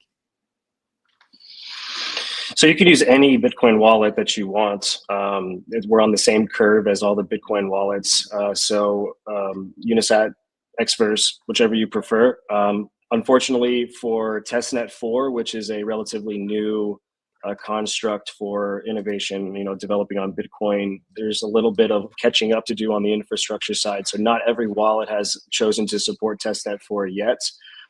So for our testnet with Saturn, at the very beginning, likely you will only be able to use Unisat. But Xverse is working on it. We're talking with Leather and Magic Eden as well, to get their get them up to speed on testnet 4. So when that happens, you'll be able to use whichever wallet you prefer on testnet. But of course, on mainnet, that is not the case. Every single wallet will be supported. And the other question is like what the user experience will feel like. Well, we all know that Bitcoin is inherently slow. Like there's the coined phrase slow-fi, right? So finalizing transactions on Bitcoin can take some time. However, the experience on Arch is ultimately very, very fast. Like it's a very fast blockchain. We have sub 1 second blocks. Wow. So it'll feel like a user experience on Solana. And the way that, one of the advantages of being entirely anchored to Bitcoin and having these, unique tagging mechanisms for each UTXO within our network, we can map those UTXOs to those transactions that are happening on Bitcoin, so that in the case of a reorg or in the case a transaction doesn't get into the block, we're able to roll back just the states that are dependent on one another, not roll back the entire chain, which could be problematic. For the user, you can continue on as if, like Nick mentioned, you can continue on as if the transaction did happen lightning fast, and just carry on. So what's a unique feature about Saturn, we're going to talk about here pretty soon with Hex, is like you could swap for, let's say, 1,000 pups in the AMM. Like in a typical situation, virtually all other dexes that you see, you have to wait for that block to finalize before you can go and transact those pups, right? Because they're not even in your wallet yet. But the state inside of Arch is updated at the speed of Arch, not at the speed of Bitcoin. So you can immediately go and flip those pups before the block settles, and we'll end up chaining those states together in the block. So that way you can actually move at a much faster pace within the AMM, not necessarily hamstrung by Bitcoin. So it's a very interesting feature and concept that Saturn's been working on with us. Gotcha. It's almost kind of like a roll up, right? Yeah, it's called state approach. chaining. So you can, you just chain all these states together, and it does have some economic protection in place. Like, because other people could say, like, well, what happens if I just RBF my own transaction if I don't like the outcome of that trade, and I ends up just canceling the entire state? Well, you can't just RBF your own UTXO. You have to actually pay for the fees for every single UTXO in that chain, because the miner would be actually incentivized to process that chain of state transactions, because they'll get paid more to do that. So then it'll like render that situation where the user would have to actually pay for the RBF of the entire chain, as opposed to just as one transaction in order to cancel it. So there is some, like, mitigations about, some of the user experience and challenges that we've seen on other chains like Fractal, for example. Yeah, 100%. My other question for the wallet is, if I go to, am I going to have to go to settings and change it to Arch, or is that like non-existent? Wow. No. So When it's you gonna feel just like, go to like Saturn, you connect your wallet to Saturn. There's nothing like Arch is just running in the background. That's what Saturn is built on top of, and we're the ones that are constructing the PSBTs and shuffling and managing UTXOs around the chain, essentially using this global state machine. And that's what makes everything interoperable and composable with one another. So essentially an LP on Saturn, someone else can build a DEX that essentially draws from LPs on Saturn. We can have all this cross-program invocations like you see on Solana, where when you fill something on Meteora or something, it's coming from Orca or somewhere else. Like, there's two different routes for those funds. It just gets the best price. So all these things become possible when it's built on a global state machine like Arch. But yes, like, everything is native to Bitcoin in terms of what you do to interact with each application. wow. So a new user, let's just say they start on Magic Eden, they do a swap over there when their swap's ready, and then they come over to you guys, someone like Saturn, and they do a swap. They're gonna be like, "What the hell's going on? Why did I get this so fast?" And on Magic Eden, so it's gonna be pretty wild to see, especially when new users come in.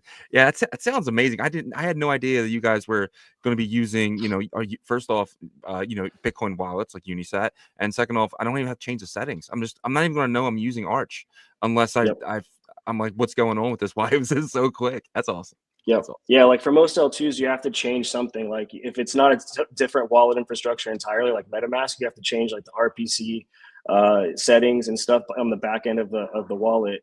But with us, all of the RPC hookups are through the app itself. So when you interact with the app, the front end of the app, they're calling Arch. Arch is hooked up to Bitcoin. So you're basically participating in this programmable Bitcoin situation, and we've abstracted all the challenges away for the developers to provide that experience.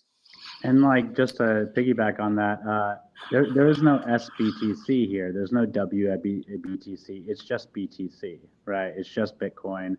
And it's going to be, and that's the value of being bridgeless, right? It's like, we don't have to bring it into a new environment there. Yeah, because getting Bitcoin around, you can still just do that simply with the current limitations of Bitcoin in your environment as well, which to kind of clear something up for the audience, and let me know if I got this wrong.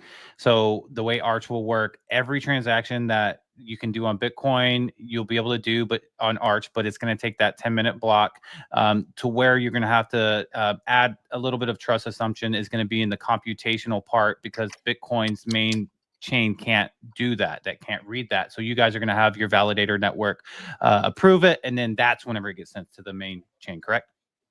Yeah, like an AMM is a very complicated program, right? There's lots of things going on behind the scenes to create that AMM like experience. So that's something that Bitcoin just flat out cannot do. It can't process these state changes constantly. in order to support an AMM. But an AMM actually provides a tremendous amount of value for fungible tokens, right? It has this way better liquidity profile than an order book, because now you're not doing PvP, you're trading against an entire pool instead of just somebody with a PSBT on the order book. So this is what's going to provide a tremendous amount of liquidity for runes, which is really, going to help, I think, not just in the user experience, but in price go up territory. But this type of stuff just flat out cannot exist on Bitcoin. So how do we do it? We have this element of an off-chain computation. That's what's happening on the Arch chain. It's off of Bitcoin chain. It's not off-chain like in an IP canister of like ICP or something like that. It's entirely on-chain, but it's on Arch. And then we use our validator network, which is using proof of stake consensus, to reach an honest majority to make sure that whatever computation that happened inside of the Arch VM, that ultimately was valid, it was correct. And these nodes, these Galaxy, Luga nodes, Block Daemon, Edgevana,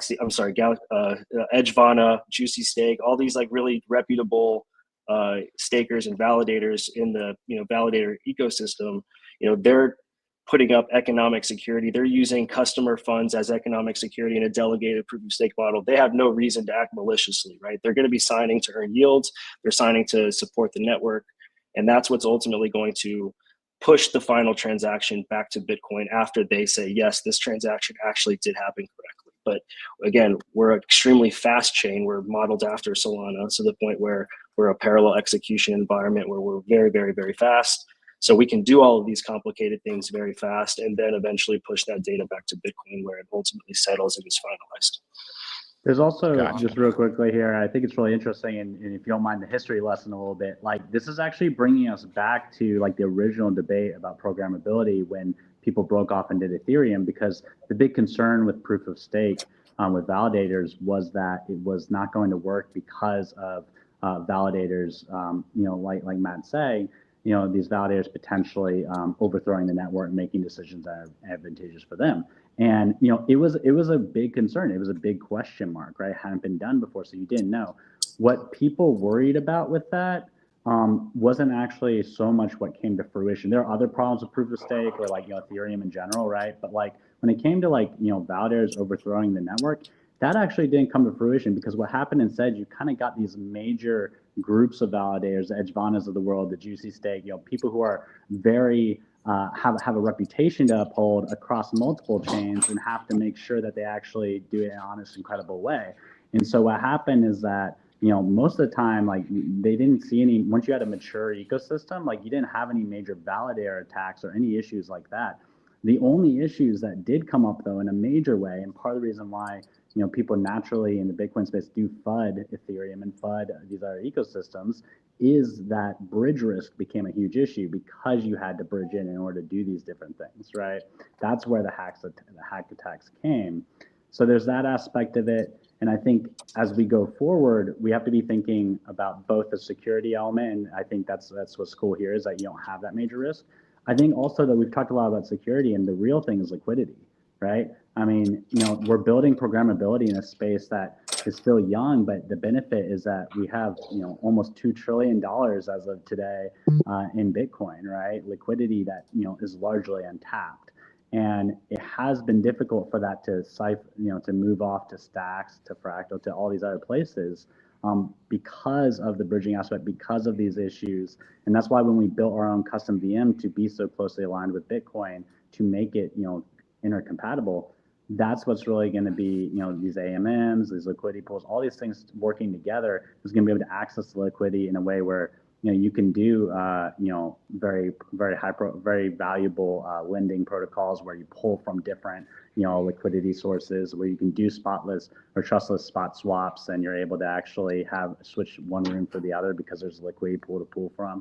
So that's kind of the exciting thing. Is I think security is definitely a major value here, but I think what's even more exciting is how this untaps the liquidity in the market. Yeah, I mean, it's been the biggest pain point since the beginning of fungible token. Well, I say the beginning, but since this last 2 years, the start of fungible tokens restart, I guess you could say, fungible tokens on Bitcoin, it's been the biggest pain point. So I think you guys, place your bets in the right, type of solution app. But Yeah, and also back to your history lesson, it's so funny. I feel like Bitcoin always ends up in the right place for the timing of things, because like all that, you're right. Those entities, they have like a credit in a sense built up. They don't want to lose business. They want to be chosen as a validator in a network. So I think you're absolutely right on that, and that will give more confidence to the user base. So. Yeah, and that's a good point, Yagobi. I think that we're starting to hear from a lot of our infrastructure providers and just other market makers in the industry, asset managers, that they have a tremendous amount of demand from their customer base about wanting to do more productive things with their Bitcoin. We speak to the Galaxies of the world, the Maple Finances of the world, and Maple's a totally Ethereum product, but they've got customers saying, we want products for Bitcoin. And they don't have that native experience, that native feature to allow for that. They've got wrapped Bitcoin, within their EVM smart contracts, but they don't have that native experience on Bitcoin to tap into the native liquidity through custodians or individuals using their decentralized wallets. So I think that's really encouraging to see, because we're not talking about hundreds of millions within the thousands of people in the Ordinals ecosystem that we're currently kind of just cycling around each other. We're talking about family office money, institutional money, treasury money for private corporations. This is hundreds of billions of dollars that we can start making productive for yield products and otherwise. So I think it's incredibly bullish to see happening in real time. Absolutely. Definitely. I have one more question about, like, from user experience. So let's just say I do make a trade. I trade Bitcoin for one pop. I'm not going to be able to see that in my wallet. Bitcoin's still going to stay the same. The pop is not going to be there. But I guess on the swap itself, that a change will be there. Oh, of course. Yeah. On the swap UX, you'll see everything happening in real time. When all the wallets start to index Arch state, essentially, so you see inside of Xverse wallet right now, like any meme coins that you own on stacks, right, by default, because they're choosing to index for those tokens. So and I think maybe that's the case for Fractal with Unisat, I'm not sure, but yeah, that comes down to the wallets choosing to index tokens that are owned within the Arch wallet, right?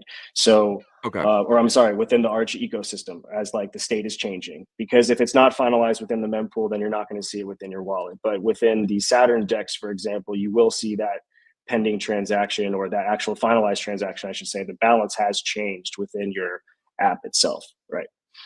And I'll be able to check something like Arch scan, like an Ether scan type Yep. of thing, right? There'll be a block explorer built by Maestro, actually. So oh wow, Maestro. Yep.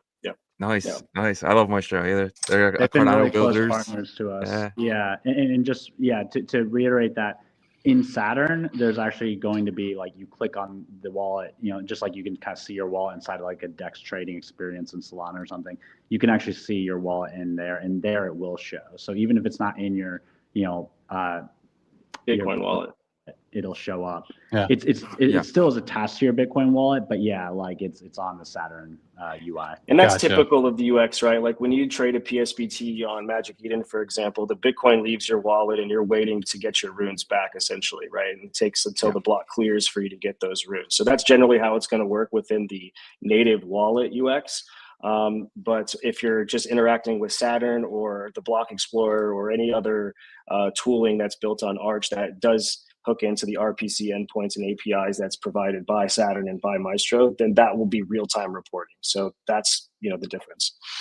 Okay, so I get it. So I can use my Bitcoin wallet the exact same way I use it on Magic Eden, but I can have the preference to change it to the Arch stuff where I can see everything. As long as they're indexing it, I'll be able to change it potentially from just like how you would do for Bitcoin stacks and stuff like that. But I can also use it the regular way. The wallet will have to get on board. The wallet will have to. Exactly. It's just the index.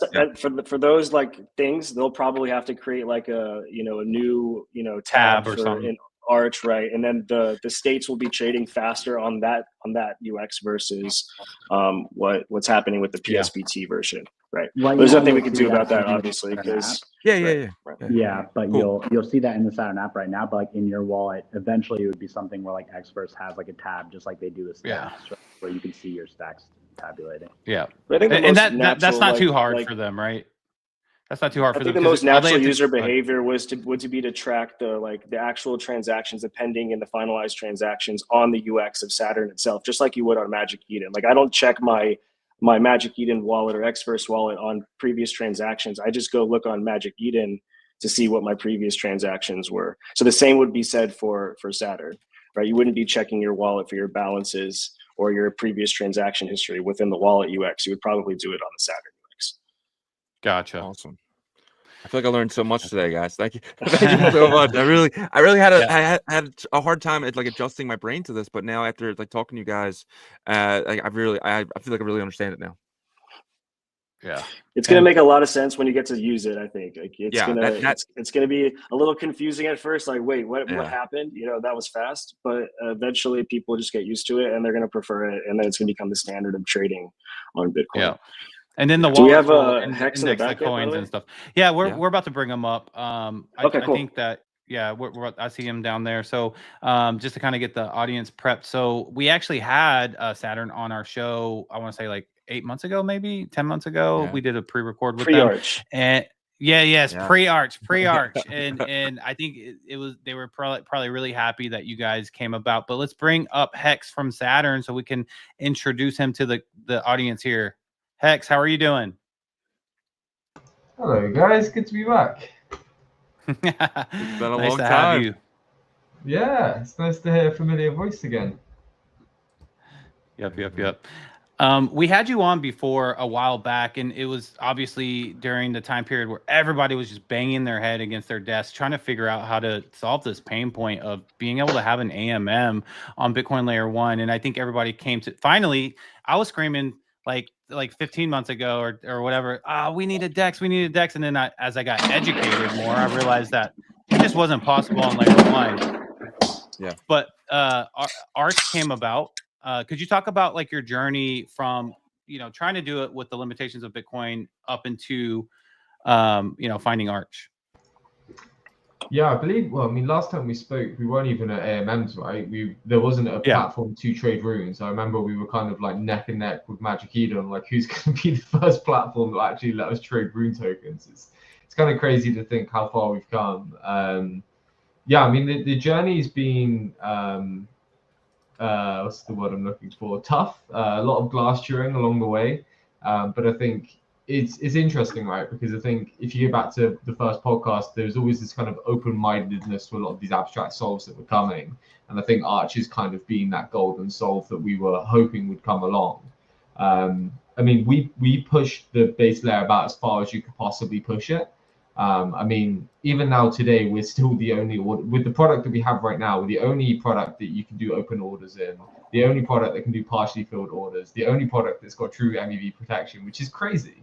But the current friction point is obviously that trading wallet experience. So, hey, you want to trade on Saturn, you need to deposit into a trading wallet, and then you need to withdraw out of a trading wallet, which is a really janky user experience. It's a significant point of friction. And I think this is where Arch for us was like the biggest unlock, because so much of what we've built already so easily migrates into this much better product.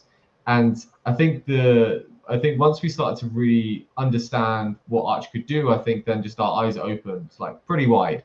I mean, not only can we do LPs on the base layer of Bitcoin, not only can we do AMMs on the base layer of Bitcoin, but being able to make essentially 25 instant transactions per block on the base layer of Bitcoin is such a jump from the current standard of it. And I mean, I was listening earlier, I believe one of you made a point that like the educational curve is going to be quite dramatic. But I think on the inverse of that, when you think about how much of an advantage of a trading environment this is to other L1 participants, an ecosystem that's already seeing hundreds of millions of dollars of volume going through it, I think the free market is naturally going to gravitate to the path of least resistance. Where's cheapest, where's fastest? And I think you're only going to find that on Arch apps. Yes, we're the first, but I think once we kind of prove out that concept, I think the floodgates will open. I think people are really going to warm up to a lot of base layer smart contract execution applications. I mean, again, to just look at some of the use cases where Bitcoin users don't need to take on any trust assumptions is pretty dramatic. It's a matter of time before you see a Tether or a Circle build a stable coin on Bitcoin. And if you can trustlessly de-risk from Bitcoin whilst remaining in the Bitcoin network, I think you're going to see an unlock of huge amounts of volume. So yeah, it's fun to be on the forefront and fun to be pushing boundaries. Yeah. You we're saying, I don't know if you said it, I think Matt said it, that you guys are coming on it. For the audience, I don't know if we cleared this up, but Saturn is going to be the first decentralized exchange on the Arch network. But I think, Matt, you said that Saturn is going to go live next week. Is that their test net? Or if you could talk about that, Hex, maybe? Yeah, so we'll be putting the testnet link out next week. So really excited for that. We've been testing it in the testnet environment now for about a month or so, just refining everything. And then, yeah, got to open up the floodgates to the public because, yeah, no one's better at breaking apps than you guys. So we're going to put that out next week, see how that goes. There's obviously a number of audits that need doing. We see Bitcoin DeFi being here for the next decades, if not much longer. So yeah, there's going to be an amount of kind of proving and testing that needs to be done during this testnet period. But yeah, I mean, we're all very aligned that we want mainnet as soon as physically possible. I think one thing just to note as you go into this testnet environment, the product that you'll be using on testnet is the exact same product that you're going to be using on mainnet. So that experience is going to be the exact same experience that you're going to have on mainnet. So yeah, next week you're going to have a real genuine feel of what Bitcoin's going to feel like very soon. Awesome. That's awesome. Yeah, I'm actually really excited to try the testnet. I love testnets, and that should be fun. Last time we talked to you, you were doing something pretty cool with pizza sats or all types of sats. You're actually trading them in a fungible way. Are you guys still working on that by any chance? And are you guys bringing that to Arch? So not initially. It's really funny actually because how the narratives have changed so much from Bitcoin. And I mean, like going back to some of like our earliest tweets about Saturn, like we originally did see rare sats as like the true first fungible on Bitcoin, and the consumers have obviously taken this a very different route, and they've seen rare sats as kind of these non-fungible collectibles. But as the market's kind of died off now, and the hype around inscribing onto rare sats has died off, all of a sudden the narrative of rare sats being a fungible derivative of Bitcoin is coming back with a vengeance. So I don't think the narrative of rare sats is over. And yes, rare sats innovation using Arch is definitely possible. But right now we need to do the most strategic decision. I mean, all eyes are on meme coins generally, or Bitcoin meme coins. So we need to prove out that it's possible. I mean, more than anything, this isn't about oh, hey, this is innovation for Arch, or this is innovation for Saturn. This is just innovation for Bitcoin, full stop. I think once we can prove that, hey, all of this is possible, I think this is going to start some really interesting conversations. I mean, no one's taking us seriously. No one has taken us seriously for the longest time. But I think in the coming months, it's going to be very difficult to not. Yeah, Shizzy, and I think that that's the most exciting part about open source building and network effects as you start to scale is, as these, builders start getting grips with learning how to build things on Arch, and naturally it is challenging. Hex can attest, Marcos has been to Morocco building with Amin hand in hand now a couple of times, and it's like these are the level of commitment and conviction that these guys dove into, and that's what it takes in a new ecosystem that's not copy paste. And that was the same for Solana. There was what they referred to as the chewing glass phase, where there wasn't Anchor. Everyone needed to build in Rust. They had to learn this new thing that was a parallel execution environment that was, not similar to Ethereum, which is, all they've been doing for the past 4 years. So only the really good devs could figure it out. And that's what you have with the Saturn guys. You have some really good devs that said, this is what we're going to be focused on. And we're not going to spread our bets amongst 6 different L2s and we'll figure out which one the market wants. This is the one that actually makes the most sense. And this is how we're going to continue to ship more and more features that are going to enhance the end user experience. But back to the rare sats thing, I think that like once you have more open source tooling and smart contracts available to the public, then you start to see people start to do creative things that are just generally interesting. Like I came across a team the other day that are like, hey, we want to do something with rare sats. What if we used smart vaults to basically lock in the rare sats, and then you've mint a fractional token that represents a fractional interest in those rare sats, and that's totally possible. And maybe not the the highest and best use of the technology like an AMM for fungibles would be, but at the same time it's definitely a value add for some users on Bitcoin and just generally interesting. So I think that's what I'm most excited to see, is how the developer community really latches on and builds with each other on top of what has already been innovated. So Saturn's made some SDKs that they've made open source to other developers so they can start building off of what they've already built. And that's going to accelerate the growth of not just the Arch ecosystem, but just Bitcoin DeFi. Amazing. And what's the main contract language over there? Are you guys using like the normal EVM contracts? You guys have like a hybrid? It's Rust. It's all pure Rust. And Gotcha. even though it's vaguely similar to how Solana programs are built, it's still like, unique hex calls, syscalls within our VM. So it's not the SVM, it's the Arch VM. So there is a little bit of learning around the UTXOs. But if you understand how to build programs on Solana, you're in a much better position than, let's say, like a front end builder on Ethereum. Awesome. Okay, that makes a lot of sense. Okay, I get it now. Hex, did you want to add to that? Is that accurate? Yeah, didn't hear anything wrong there. Awesome. All right, so Awesome. I got a question for Hex. Go ahead. Go ahead. I think you're freezing up. I think I'm delayed, man. My connection doesn't seem strong. Go ahead. We got you. Can you hear me? Yeah, you're good. Okay. So my question for Hex is the Saturn environment, do you expect it to be something similar to Radium or, more something like Uniswap or something more, maybe even more degen, like to where the APRs are going to be super high. People are going to try to mint like a bunch of, meme coins right off the bat. What's your expectation? I mean, it is Radium, right? I imagine people are going to be using our swap directly from the site, but I think it's a matter of time before wallets integrate this. It's a matter of time before you see other platforms start to aggregate that. We also don't anticipate us being the only offering of an AMM. So one of the long-term items of this roadmap is to aggregate other AMMs as they come into the space as well. I mean, hey, just to put probably a smile on you guys' faces, we're already talking to a team at the moment that's going to be a token launch pad. I know everyone under the sun wants to be building a pump.fun, but a pump.fun on Arch just hits a little bit different. So yeah, working on that, we'll obviously be the LP provider there as well. So we see Saturn as very much as a foundational product, but initially it will also serve as that main consumer-facing product as well. Wow, yeah. Can you talk about your front end really quick? So I've used your front end way back when in the past. Are you guys as a huge upgrade from that point, or are you guys kind of are using a very similar front end? So I mentioned this earlier. So I mean, Arch is amazing because so much of what we've built over the last year can be carried forward and adapted slightly.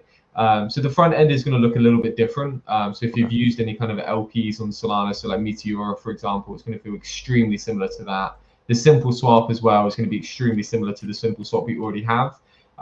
We're rushing as fast as possible to see if we can get our charts and limit orders ready for testnet next week. I don't know whether we will or not, but this is always the fun part of building behind the scenes. If not, it will come as an update very, very soon. But yeah, it's gonna be progressing quite aggressively into a really nice trading platform as well. But yeah, there's gonna be some bits that you're familiar with and other bits that you maybe won't recognize from Saturn, but you'll definitely it won't feel alien if you've used any LP platform before. Awesome.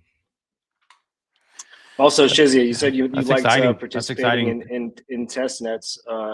This is definitely a test net you're not going to want to sleep on. So the users that, in the audience, like there's going to be double farming points opportunity for both Arch and Saturn, for participating as an LP, for participating in swapping, and it's all volume based, and there may even be a trading competition with some very serious prizes. So I think this is something that like a lot of users are saying, what's the point in participating in a testnet because there's no money to make? And I think that it couldn't be farther from the truth here because we're trying to bootstrap our ecosystem and our community. And I think that, I can basically share that there's going to be quite a lot of incentives come, next year about March time if you guys participate with us here. This is how we have the chance to stress test our network, right? Like it might not be interesting for you guys because there's no money to make, but this is how we build our network and our blockchain. And we got to do a lot of simulations and considerations to how the network operates and runs so that when we do put your money into the network,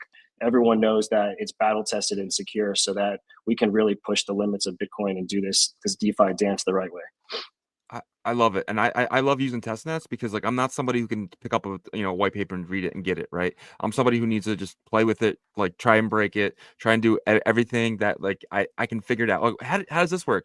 Or what happens if I do this? Like I'm that type of user. So for me, I love using test nets even not incentivized, but if it's incentivized, I'm gonna go back every day after I learn how to use it, right? So I think that's a real big, and I think and that helps you guys make sure your product is top notch. Let's make sure that all the bugs are out when you have 10,000 users at one time, because eventually down the line you will be, and you need that stress test, that experience to be there. So it's I love incentive, and the fact that I can farm on Hex, I mean on Saturn, and farm on Arch at the same time. That sounds good.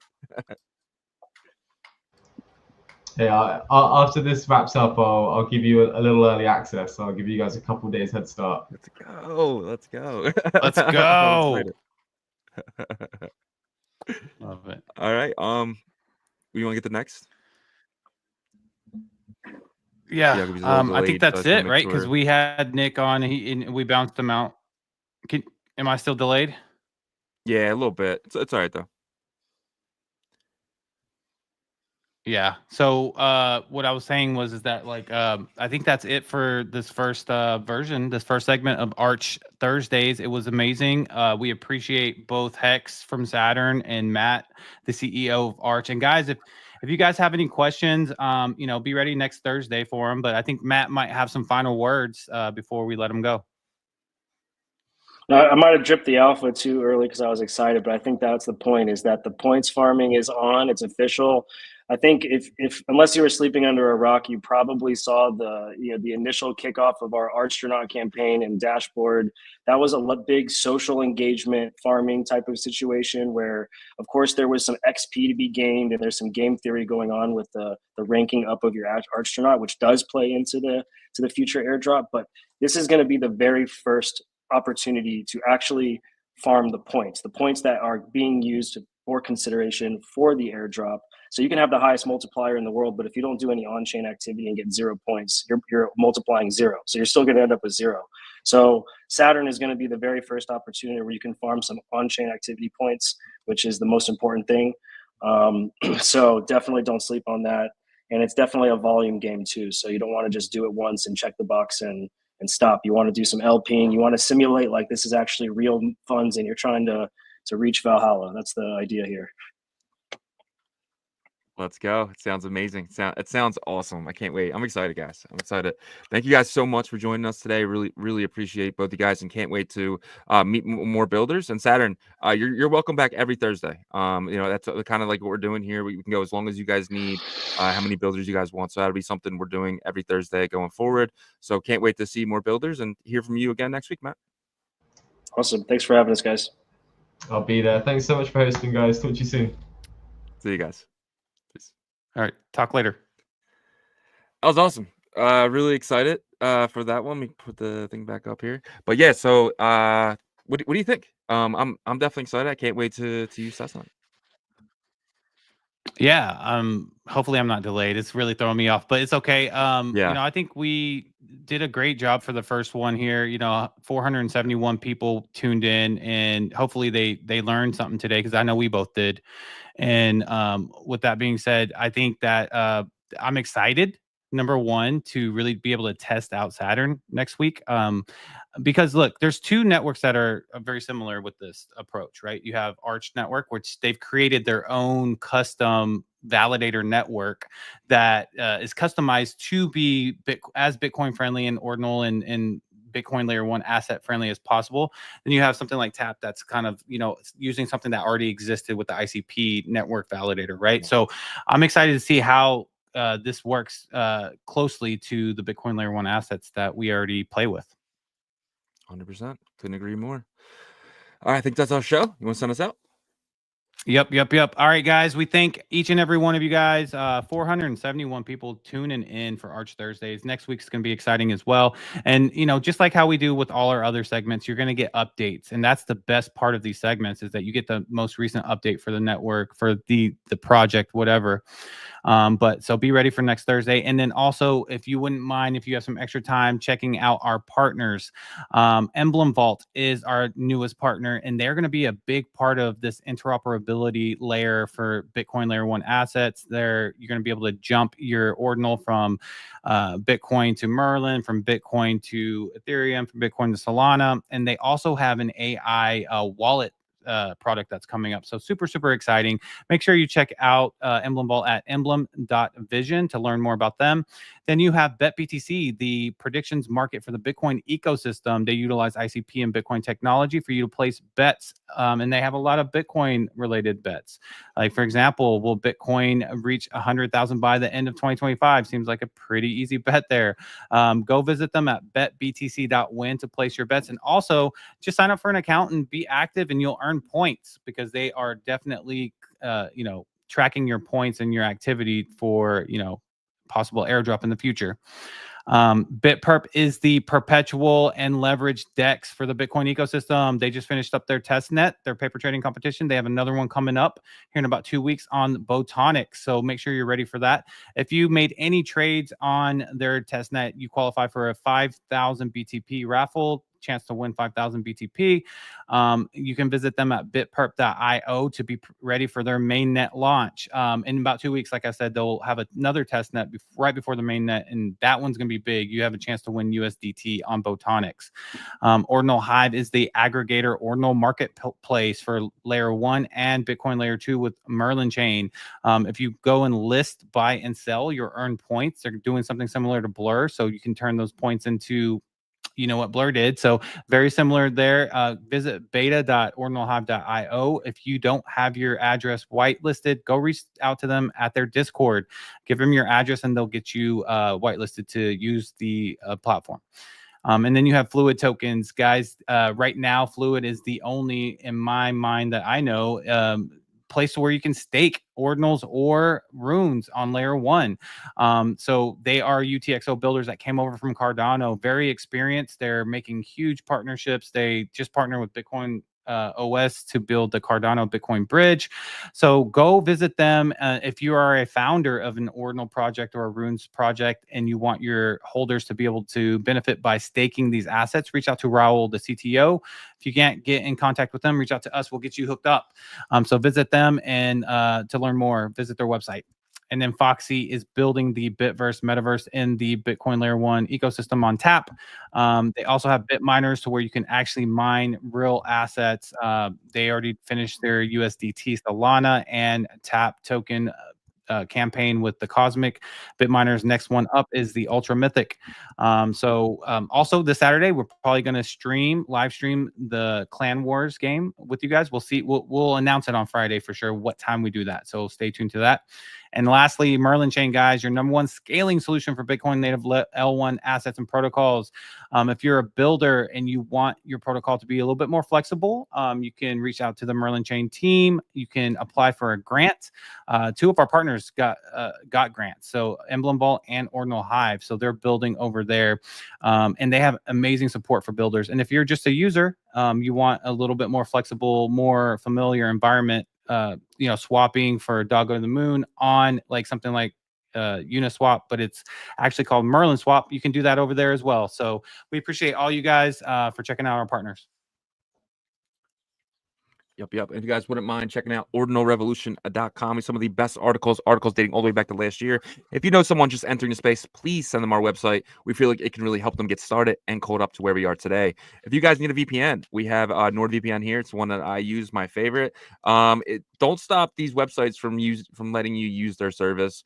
Just because where you're at, and it's not fair, and it's not your country blocking you. It is that website. So use a VPN. Don't let anyone tell you what you can and can't do, especially if the service is offered to others. So definitely check out our discount here, 70% off. If you guys are going to Bitcoin at 2025 Las Vegas, we will both be there. It's going to be fun and exciting, but do not wait till next year to get your tickets, guys. As it gets closer, the more expensive these tickets go up. So if you like, for example, last year was $3,000. By the time it got to the event, Bitcoin Nashville, it was 30,000. And that happened with all the tickets. That's not just the WoW Pass. That's the other stuff as well. So make sure you guys get your tickets as soon as possible. And if you guys look for merch, we have some of the best merch in all of Ordinals. If you go to our store there, it's our Shopify, all done through a third party.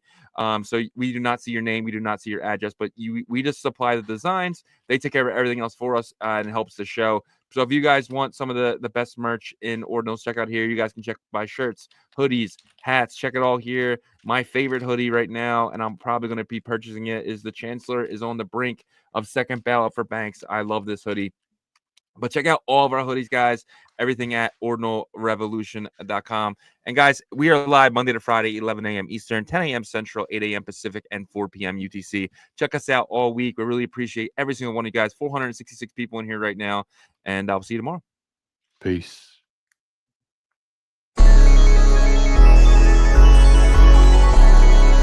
We OG, oh no, G.